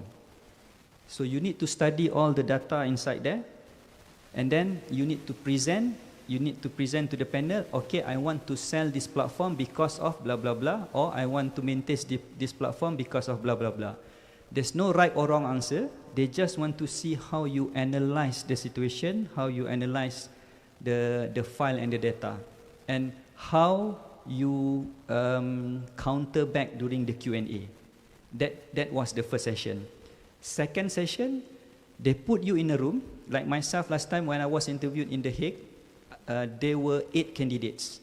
All those 8 candidates from different background. I was the only electrical engineer, electrical background. The rest was from Colombia, from UK, from Ireland. Ada yang ada PhD, ada yang ada master. I was the only one yang ada degree, and I was the only one from Asia. So the second session, they break you into 2 groups. One group of 4. They put you into one room, and then they give you one topic. Then they ask you to discuss about the topic. So what they want to see, again, your capacity. That topic is actually they want to see you how you discuss in a working environment, in a meeting or in the discussion environment. So during that time, I've got some tips because I work in Aberdeen. So I asked some of the Malaysian that work in Shell in Aberdeen, what are the tips? So the tip is, you stood up, like become a leader, or you go to the whiteboard, then you just take the lead during this discussion. So I did that. Then the third part of the interview, this one-to-one, they call you alone, and there were like 3 panels. Then they throw you one topics. And they ask you, my topics was given to me was biodiversity. Then they say, okay, let's discuss about biodiversity. What do you know about biodiversity in 5 minutes? So you need to tell. Again, if you do a lot of readings, if you look at what happening around the world, you have the outlook and the visibility of what's happening around the world, then you can answer it properly. And again, during that time, I've got some tips as well. When you want to dissect a topic, for example, you need to start with the definition of the topic, and then what's the advantage, what is the disadvantage. So I just talk about the topic, and again Q&A. And there's no right or wrong answer. They just want to see how you answer that question and how you counter back whatever the Q&A. So remember just now I mentioned about CAR, capacity, achievement, and relationship. Capacity is the brain capacity. A, achievement. Achievement means when you want to answer the question, how you articulate yourself and your process thinking to arrive to that answer. That is achievement. And our relationship, when you answer the question, they want to see how you relate to things around you. Like for example, when I answered about biodiversity, so how I relate into climate change, how I relate to people, how I relate to working environment. So they want to see how the relation of all things around you. So that was the third one. The fourth one baru okay. Since you electrical engineer, then adalah some electrical question. So that's how a big company tau. If you look at Petronas, if you look at Schlumberger, they call it a structured assessment center kind of interview. They don't dwell into technical. Okay, then there's another category of company yang macam medium size or small company. Yes, this company normally they go into a detailed technical question. Like for example, like Dato explained just now. So let's say you interviewing for electrical engineer, then they will ask you about electrical question. And again, the tips on how you want to answer those kind of questions for this kind of company, study the company. What the company does. I myself, when I want to go for an interview, I study the company like crazy. To the extent I can, even now, I was scouted by one public listed company. I don't want to reveal the company yet. I was scouted by a public listed company for a group CEO and president position. And I studied the company like crazy. I look at the annual report, I look at the financial statement, I look at everything about the company so that I know, because the position is president group CEO, so that I need to know what, and when I step into the job, what I want to do with the company. So study the company, what the company does. That's how you can answer. Let's say for example, you know the position is electrical engineer, and then when you look at the company, or the company got few division, and then that position probably in this particular division, and study that division, what the division does, then easy for you to know and to articulate what are the things that you're supposed to articulate. The third thing, attitude. If I interview people, I always look at the attitude of the people. Reason why? Like Dato' mentioned just now about CGPA. To me, CGPA degree is just a ticket for you to get into the interview. When you step into the interview, what I look is actually the attitude of the candidate. I share you very good example when I was in Shell Bintulu. I interviewed one batch of technician with good grades. And during the interview memang excel, boleh jawab all the technical questions, since because it was a technician punya position, all the technical question dia boleh answer. Tapi I noticed during that time, a few of this candidate was a bit arrogant. But we took them. We took them and we struggled to mold them to our culture. We will struggle to make them to blend to the culture and to push what they're supposed to do. Then second batch, we learn from that. When I interview the second batch, I look at the attitude. And this one particularly technician, I still remember his name is Chong, and he's still there in Shell Bintulu. Attitude was good. Result was so-so, but lepas lah dapat panggil interview kan. So one of the things I forgot to ask during the interview is about afraid of height. Can remember just now I said Shell Bintulu is a plant kan. Plant you need to climb tower apa semua kan. So happen to be after 3 months, this guy is actually afraid of height. One day, I've got a radio call from my technician in the plant, said, "Boss, Chong dah menggigil ni bos dekat situ. Dia tak boleh nak bergerak." I cakap, menggigil tak boleh nak bergerak. What happened? Dia memang dah keras dekat situ. You need to come here boss. Cakap, you guys tak boleh handle. No boss. Dia orang gelak-gelak. You need to come. Cakap, datang. And he cannot move because afraid of height. So what we did, kita orang terpaksa tutup surrounding, jangan bagi dia nampak. Kita orang terpaksa slowly pull him down, descending the staircase. Okay, what I want to tell about attitude, because of his attitude was good, and because of he afraid that he will be terminated, because if you afraid of height, memang you cannot work in the plant, and the consequences is you will be terminated. And because of his family background, again Datuk cakap pasal family background, he really want to help his family. So for the next 3 months tu, dia practice dekat at our during that time at the workshop, at the back there was like a fire drill exercise punya area where there's got a lot of medium sized platform. So this guy Chong every morning dia akan practice turun naik, and he managed to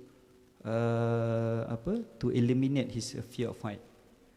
To eliminate fear of height, not easy, not easy. I myself pun ada a little bit of fear of height, so it's not easy.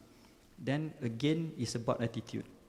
So when you go for an interview, and nowadays kan, yang Gen Z ni kan, in fact a lot of internship in my company, yang Gen Z ni yang attitude not so good, to the extent contohnya kan, we do not want to continue this particular staff probation, and dia tidur kat dalam office apa semua kan. When we exit, my staff HR interviewed him, tanya soalan, kenapa tidur during working hours? Dia boleh cakap, aircon sedap, seronok, sedap tidur. And when we further investigate dia punya family background, okay lah, family background coming from a good family, bapa businessman, so bukan susah kan. So to them, tak apalah, tak kerja pun tak apa. Internship, my staff interviewed internship, and then when we want to offer them, then dia boleh question balik, tanya working hours macam mana, fix ke flexible? Then we said fix 9 to 5. Kalau 9 to 5 tak nak lah, I nak yang flexible, dia kata. Intern boleh nego macam tu. So again, please remember you guys, I graduated, Datuk and Doctor was graduated from UiTM. I've seen the UiTM mentality student. Even my batch last time, I remember I told you last time, my batch, everybody want to go to TMB, Malakoff, Maxis, and I'm the only one want to go to oil and gas. And to the extent some of the lecturers pun look down at me. Kan? So, again, if you have that right attitude and determination, just forget about all these things. These are nuisance. Korang belajar electrical kan, nuisance kan. So nuisance ni not just in electrical. So benda-benda ni pun just nuisance. So focus on what you want. So to recap, it's about your capacity, and how to do that. Do a lot of readings, do a lot of networkings. I like do a lot of networkings. You can see my LinkedIn, how active I'm in LinkedIn. I do a lot of networkings, do a lot of readings. I do a lot of reading of books. Even I mentor few people, I encourage them to read books. And don't just read on electrical or technical books. Read books about biography, about people, about leadership, about leaders. That's how I learn as well. I read a lot of leaders' biography, and then from there you learn from different leaders. And then your attitude lah, yeah, your attitude, and study what company that you want. So it's not like one solution fits all. Yeah. So if you got called by this company, study about the company, know what the business, and then know about the role, and then when you go for the interview, you try to tailor for that particular role. They're not one solution fits all. No, right.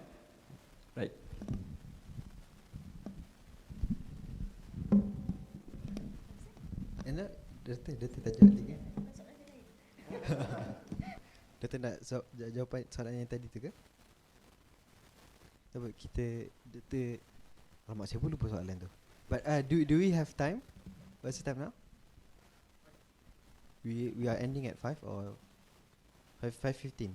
So I think we don't have much time, so we will cut it down to the last question. Is it okay, Doktor? Maafkan saya.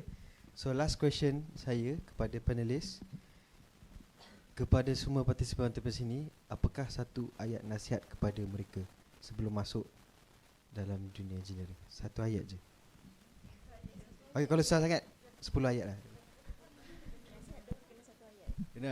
Tak restrict lah one ayat. Tapi one one nasihat kepada partisipan kita? You have to keep learning. And learning never stops.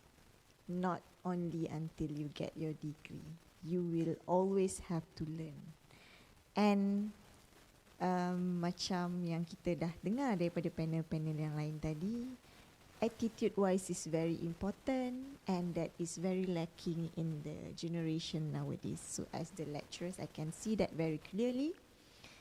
And as the lecturers also, I think it is because I don't see my role only to make you pass your that certain subject. So saya adalah pensyarah yang akan menegur. If you pernah ditegur oleh saya, I will always tell them whatever that they did wrong, especially when greetings not with the professionalism to whoever lah kan.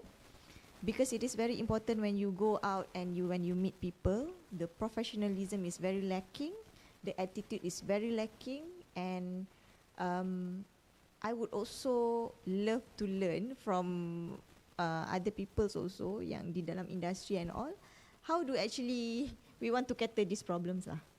Because UiTM student will not go anywhere. It is not just UiTM student, it is the generation nowadays as a whole. Without a good attitude, without the ability to learn, you guys will just stop at nowhere.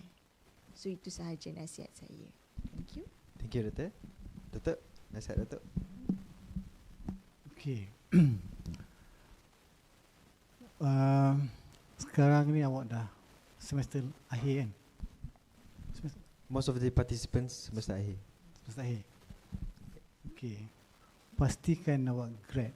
Belajar sungguh-sungguh. Bila bekerja sungguh-sungguh. Jangan malu, jangan takut untuk kotorkan tangan. Dirty your hand when you work, dirty your hand, because bila you know well what you are doing, orang tak boleh tipu. Dan you insyaAllah, bila you tahu apa you buat, awak di mana-mana awak pergi sekalipun, insyaAllah awak akan berjaya. Ya. Saya nak share ataupun inilah kata-kata yang saya selalu pegang. Ya, saya ambil kata-kata daripada Profesor Engku Aziz. Dia ada 7 kata-kata dia. Yang pertamanya, rajin bekerja, rajin bercakap. Bagus sekali. Rajin bekerja, malas bercakap. Awak kena buli. Malas bekerja, rajin bercakap. Wayang Cina. Malas kerja, malas bercakap, tak berguna. Malas bekerja, suka mengadu, nyanyok. Malas bekerja, selalu ponten. Apa dia? Baik berhenti. Dan akhir sekali, malas bekerja, suka menyibuk. Baik mati. So saya minta maaf kalau ada terkasar bahasa, dan mana yang baik tu insya-Allah datangnya daripada Allah Subhanahu Wa Taala, dan yang kekurangan tu daripada kelemahan saya sendiri. Terima kasih. Terima kasih, Datuk. Datuk, that was nice. I haven't heard about that before. Okay, my advice to all of you, adapt, adopt, and flexible to changes. So remember always this: adapt, adopt, and flexible to changes. Why I said this? Because like what I explained just now as well, there's no one solution fits all. Yeah. So when you when you jump into the working environment, when you have the right attitude, you need to adapt, and then you need to adopt that environment, and then flexible to the changes. Then you will survive, inshallah. And to echo what Datuk have said just now, speak from your mind. Always share your thoughts. That's how you excel in the working environment or in this corporate world. Because if you, I mean, there's always a people yang introvert and extrovert, and there's always extrovert will excel above an introvert, but it depends on situation. But it is important for you to always speak out of your mind and to challenge and to always hold into your principle, because that is very important. And again, apa yang kita usahakan ni is actually kita kena ikhlas, and kita kena buat kerana Allah. Kalau kita buat kerana Allah, insyaAllah Allah akan pemudahkan, dan kita kena ikhlas dengan apa yang kita buat, dan insyaAllah everything will go smooth. Thank you, Engineer Azril, Dr. and Datuk. Since that is the last question for me, your moderator, I think we have time for a Q&A session. So if there are any participants who would like to ask any questions, please raise up your hand, introduce yourself, and my team will give you a microphone. Thank you.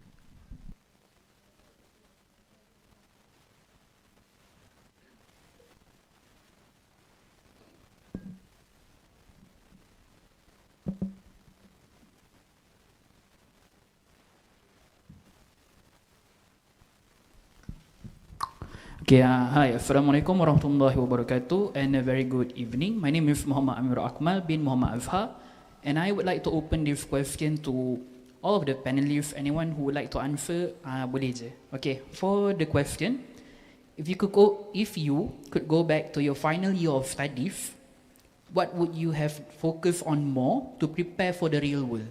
That's all. Kepada siapa?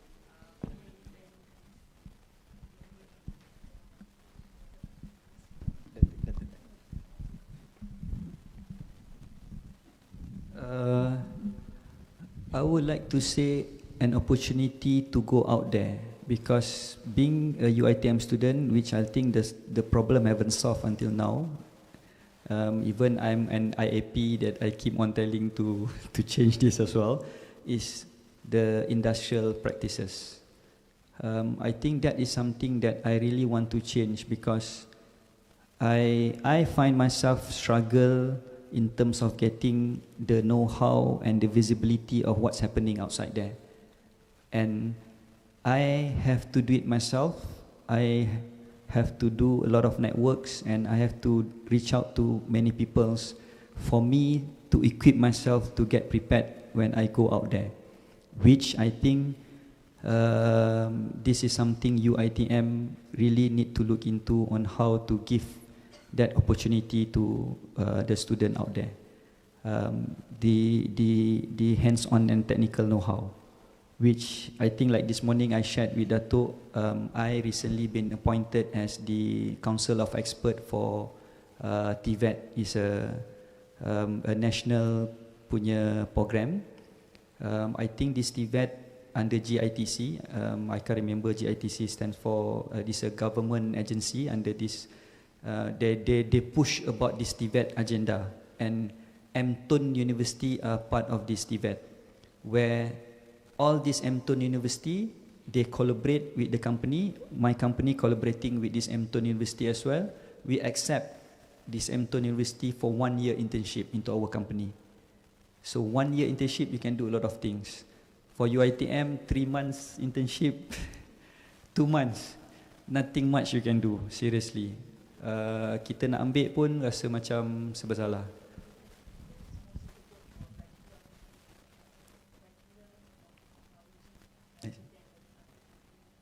For the TVET. Okay, I mean, but that is what something that they, I mean, other universities like UTP, their internship for bachelor engineering are all 6 months. So I mean, we have a lot of internship students in our company, from UM, from UTP, from others.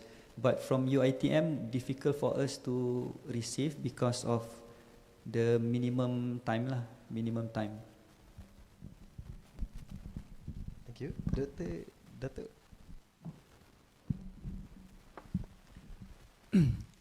Soalan soalan awak tu kan, apa nama tadi?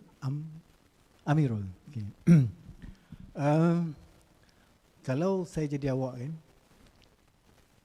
sekarang ni kan, because sekarang ni information punya resources tu sangat mudah. Okay. Kalau boleh saya, sebelum saya grad tu, selain daripada degree engineering kita dapat tu, kita dah equip dengan kita punya interpersonal skill. Yeah. And then kita dah equip ourselves to become a leader in the company. Dan tak perlu tunggu macam saya tunggu sampai 20 tahun baru boleh dapat macam ni, ataupun 30 tahun dapat macam ni. At the age of 30 by right, you should become a team leader dalam satu company itu, dalam satu project. Di age 30 maknanya you grad 24 kan. 24, 5-6 tahun dah boleh jadi a good leader in the organizations. Because the universities you have all those skills and knowledge. Macam saya dulu tak ada. Kan? Tak ada. Nak cari kat mana? Kena baca buku. Buku pun yang tulis tu pun mungkin orang dah tak ada. Waktu zaman dia kan. But now it's different. You have the apa namanya all the resources you can read. Macam Cik Azhar cakap, you can read macam mana all the leaders how they success. Do a lot of readings. Gunakan example dia. There's plenty of leaders buat. So this is an opportunity yang you ada sekarang ni to equip yourself to become a good leader. And tak payah tunggu lama kan, 5 years or maximum 8 tahun you can become a good leader. Okay? Okay, thank you Datuk. Doktor nak tukar? Okay, it's okay. Thank you Mirul. Is there questions? Okay. In the middle there. Mic.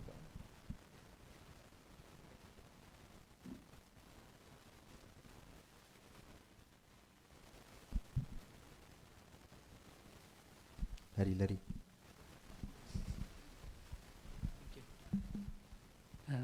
Assalamualaikum. My name is Muhammad Amin Daniel. Can I talk in Malay? Sorry. Boleh silakan. Soalan saya, macam bila kita dah nak habis degree ni, saya dapat banyak pendapat lah daripada family, kawan-kawan dan sebagainya untuk sama ada sambung ke master atau mengambil peluang pekerjaan dulu. So dalam dilema lah sama ada perlu ambil peluang pekerjaan sebab kebanyakan company dia nak peluang pekerjaan kan lebih kurang dalam 3 tahun macam tu, apa yang saya dapat tengok lah daripada requirement company.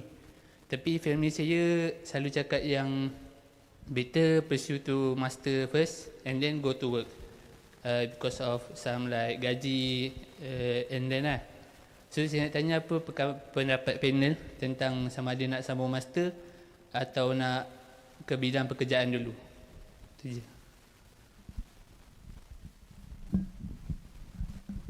Okay. Itu sebenarnya dilema untuk dia nak grad kan. Saya pun macam tu juga dulu kan. Tapi dia tak ada apa namanya right or wrong kan. Masalah pilih nak sambung ataupun nak terus bekerja. Kadang-kadang bergantung kepada keperluan. Okay? Kalau katakan you can mampu untuk sambung, tak perlu dan bantu family, sambung. Okay. Kenapa? Kalau saya macam saya dulu kan, saya lepas grad, okay, saya beritahu diri saya nak kerja 2 tahun. Lepas tu saya nak sambung. But dalam masa 2 tahun tu, because performance kita bagus, company tengok kita apa namanya boleh bekerja, so kenaikan pangkat, kenaikan gaji tu cepat, banyak. And after 2 years saya nak sambung sekejap, gaji saya dah macam orang dah ada degree. Why should I continue? Kan? So belum sampai 2 tahun dah boleh beli kereta contohnya. Because idaman saya rasa selepas kerja ni the first is beli kereta lah, kan. Sebelum kalau nak pergi dating pun kan ada kereta, takkan naik motor kan, basah hujan kan. So kalau that is ni itu saya dulu kan. Tapi kalau rasa tak perlu kerja kan, parents tak perlu bantuan kan, boleh sambung belajar lagi, sungguh sambung belajar. But think about it, no? Kalau you nak jadi entrepreneur, you nak jadi expertise, you go grab as much as possible the experience. Because engineers ultimately you kena ada IR. Kena ada IR. Okay? Unless you want to go for entrepreneur. Entrepreneur mungkin perlu dan juga tak perlu. Dan saya tak ada. Because saya dah dipilih oleh pengurusan untuk pursue for management. So tak, maknanya saya dah berarti persimpangan saya beritahu tadi kan, saya diminta untuk you want to do pursue IR or you want to do management. So saya dipilih untuk buat management, so saya proceed dengan management. Menjawab tak? Allah, Doktor ada nak tambah apa-apa ke? Yang ni saya nak jawab. Sebab setiap semester saya selalu dihujani soalan begini. Saya rasa saya dah boleh buka pusat kaunseling dah.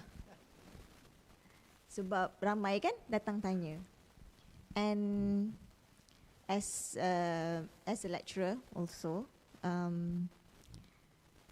saya punya jawapan is always I would not be selfish, and I understand that everybody ada KPI, lecturer ada KPI to have students and all, but I would never encourage the student to simply pursue their masters or PhD, and especially for the direct PhD I would not encourage lah, walaupun saya adalah produk daripada that direct PhD. One thing is what the first question that I would ask the students bila they come and seek for my advice, I would always ask their current situation, the family, and also what do they really want in their life. Okay, sebab macam Datuk cakap, there's no right or wrong. I would always emphasize that I would not be someone selfish to tell you to pursue. Even for my master and PhD student also, before they're registered, I would always have a session first. Because if we want to be selfish, then of course we want them to register with us. But I don't want to be that kind of person. I want, when people want to pursue the PhD or master with me, it must be on their own. It must be what they really want to do lah. Because master and PhD ni, I can say that it is a very lonely journey. Because you would not have bunch of friends to do that PhD with you. And once you step into that, it is on you only. Sebab tu ada orang buat PhD sampai 10 tahun. The self-motivation mesti datang daripada diri you. But there are also people who did their PhD just for 2 years, 3 years. I did my PhD 3 years. So it's on that individual itself, how self-motivated you are. And you must always consider the whole situation of you yourself. Waktu saya sambung PhD, semua orang cakap saya takkan grad. Even during my final year degree also, my friends question me, kenapa I nak sambung. Because I already decided lah, long time, masa I first year, I dah decided that I would eventually become a doctor in engineering. Cuma I tak tahu yang I would pursue master dulu ke or direct PhD ke, sebab kita baru first year waktu tu. But I already decided during my first year, masa minggu orientasi, that I would become a doctor in electrical engineering. So throughout the journey, memang people would always try to drag you down.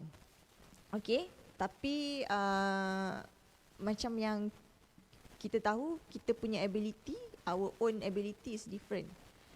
So do not when you seek for advice also from the lecturers also kan, memang they are some yang berfikiran it is good for you muda-muda lagi to terus continue your journey, master, PhD, and then you get your doctorate kan. But the normal journey sampai dapat doctorate tu, you akan grad I think 30 ke. And then 30 you want to start your career, it's not that early. Because 30 is actually kalau you di dalam bidang engineering, regardless, in my opinion lah kan, you still need to experience the engineering. Kalau you rasa you nak berada di dalam bidang engineering tu, you kena eventually tahu which path yang you nak pergi daripada awal. So knowing yourself is very important. Dan knowing yourself, tak ada orang yang boleh bagi tahu you apa yang you nak buat dengan kehidupan you lah. So the advice is always to get to know to know yourself, to know what you want to do, which path yang you nak buat. And once you dah step into that, just continue and never stop lah. Itulah my advice. Engineer Azri nak tambah apa-apa? My advice quite simple, quite similar. You need to know what you want. You need to know what you want to do. Like I told my journey, I already know during my second year of degree I want to do this. I already study the company and then I know what's the company requirement. So you need to start to charter from now. And you need to look into a lot of factors. This is about risk factor. It's about your life. So you need to look into your financial, your family financial, those kind of things. Then that's determine your journey. But if you have something in mind that you want to pursue, just focus and pursue that, because this is very subjective. Like myself, I've got an opportunity to do master, but then I'm more focused on, I know what I want to be. I want to get my chartered engineer. I want to get my IR before at the age of 35. So that's why I put aside all this master, all this PhD, because to me that is not my path. I don't want to be a lecturer. So then I go to that path. I've got my IR, I got my chartered engineer at the age before 35. Then after that I said I want to stop technical. I want to go to management. I want to go to C-level. So you need to know and charter your career properly and determine and never look back on what you have planned. Itu je my advice. Okay, I think that will be the end of our Q&A session. Thank you for the thoughtful questions from the participant.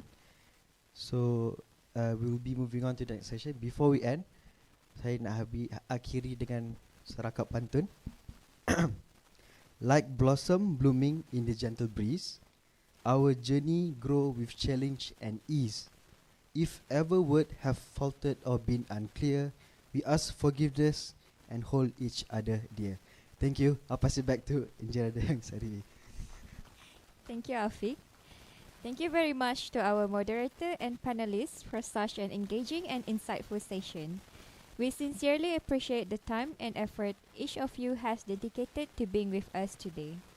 Let us all give our esteemed panelists a round of applause for the inspiring session.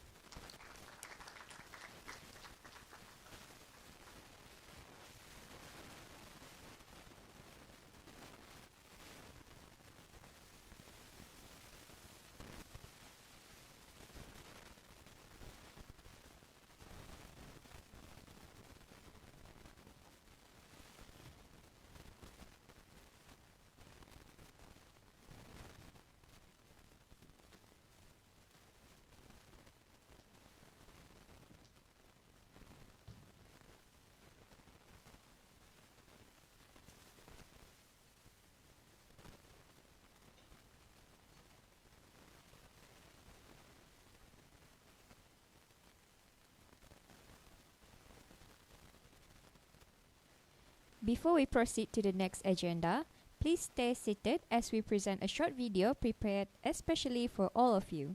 Let us enjoy the video together. Bismillahirrahmanirrahim. Okay dah. Hi, Assalamualaikum. My name is Muhammad Zulsni bin Khairul. Hi, my name is Hani binti Muhammad Hazari. Hi, my name is Damia Kasdina binti Kamarul Hisham. Hi, my name is Lester Lisun. Hi, my name is Muhammad Adi bin Muhammad Muhyiddin. Hello, my name is Nur Hasdina. Hi, my name is Anjira Dansariwi. Hi and Assalamualaikum. My name is Muhammad Hafizuddin bin Samsudin. Hi, Assalamualaikum. My name is Wanadra. Hi, Assalamualaikum. My name is Wan. Hello, Assalamualaikum. My name is Faris Nel. Hi, my name is Farihatun Nabiha binti Hamid. My name is Muhammad Azam from Chemical Engineering Part 4. And I'm taking course of oil and gas engineering in chemical major. I'm from student Chemical Engineering. I'm from Electrical and Electronic Engineering. And I'm from Electronics Engineering. I'm currently in my Part 7 of Electrical Engineering. I'm from Electrical Engineering. I'm taking Bachelor of Civil Engineering with honours at UiTM Shah Alam. And I'm from Civil Engineering. And I am a Civil Engineering student. I am from Mechanical Engineering. And I'm from student of Mechatronic Engineering. And I am from Mechanical Engineering. The reason why I'm entering this course is because I apply je tapi I tak tahu kenapa I apply. And also it's also fun to be part of electronics. I think this can help me go further in the future lah. My parents forced me to, so I have to be here without my own concern. Yeah. Why I choose Chemical Engineering because Pay a lot. So and it's really enjoying taking this oil and gas.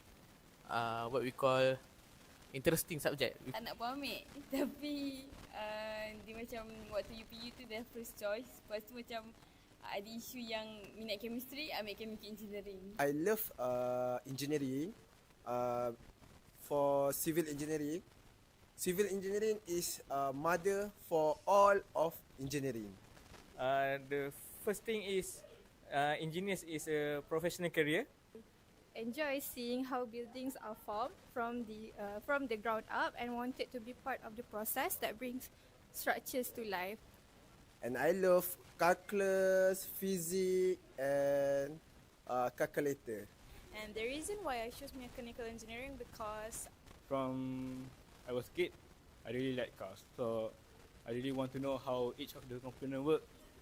I don't know why I'm here, but I just follow the flow. And my brother also take this course, so I follow him. and also I got inspired by my dad who is a mechanical engineer. So here is my friend answer from ChatGPT. I chose civil engineering because I enjoy seeing I'm from Electrical Engineering.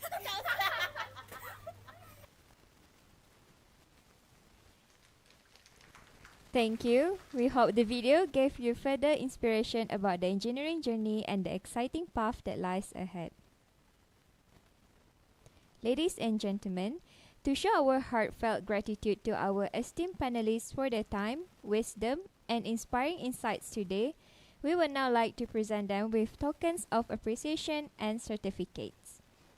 We would like to invite our esteemed advisor of IEEE UiTM Student Branch, Engineer Technologist Dr. Maizatul binti Zulkifli, accompanied by Muhammad Regal, to come up on the stage to present the tokens to our distinguished panelists.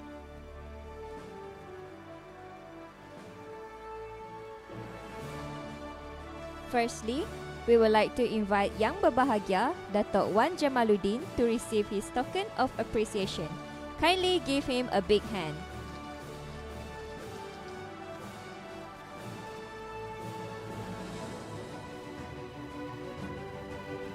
Thank you, Datuk Wan Jamaluddin. Next, we call upon Engineer Dr. Nur Fazilah binti Ahmad to receive her token of appreciation.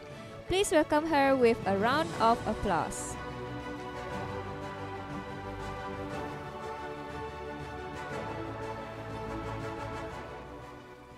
Thank you, Dr. Nur Fazilah. Last but certainly not least, we would like to invite Engineer Azril Hisham bin Abu Hassan to receive his token of appreciation. Please give him a warm round of applause.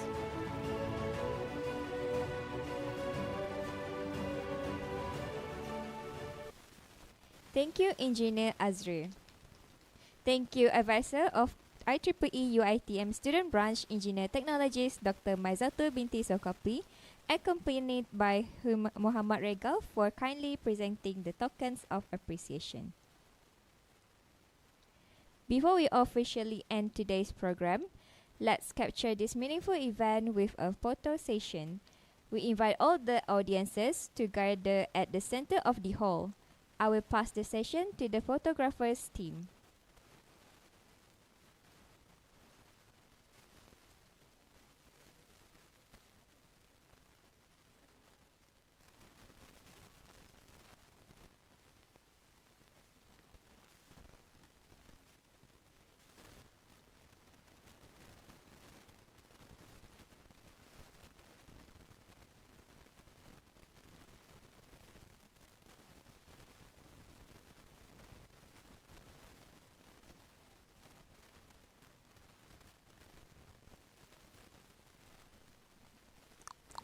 Yang kat belakang boleh penuhkan depan dulu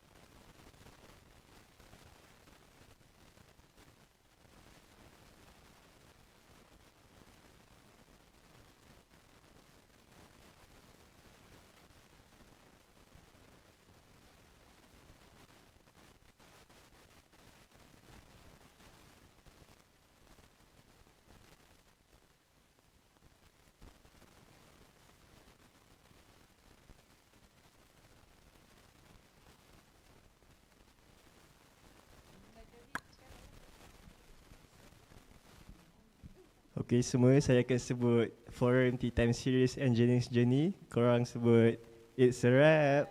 Boleh semua? Okay, ready? Forum Tea Time Series Engineering Journey. It's a Wrap.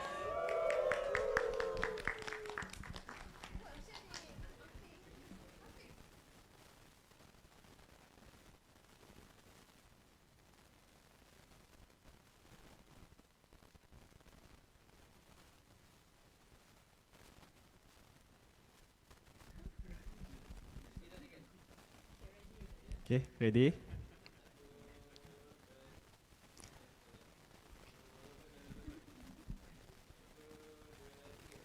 Forum Tea Time Series Engineering Journey is a wrap.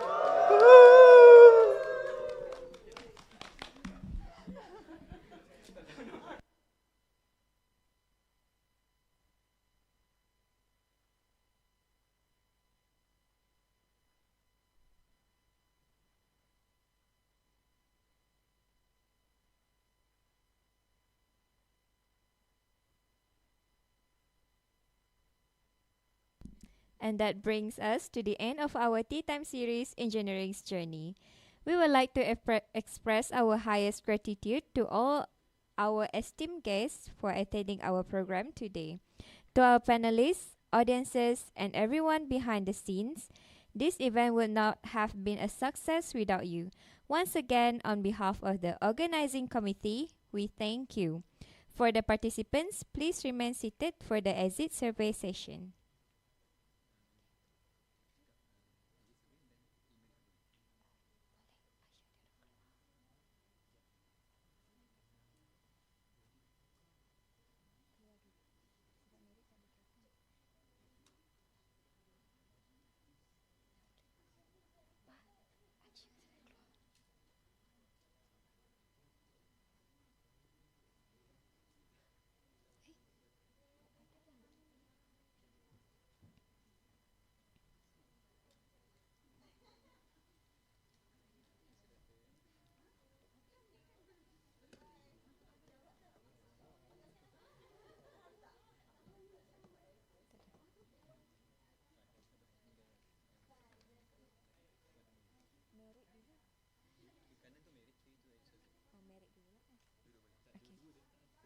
Tak apa, okey boleh. Jom. Okay.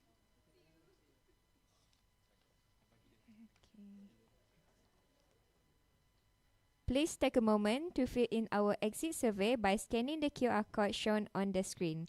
You can also scan the QR code for claiming your merit for today's program.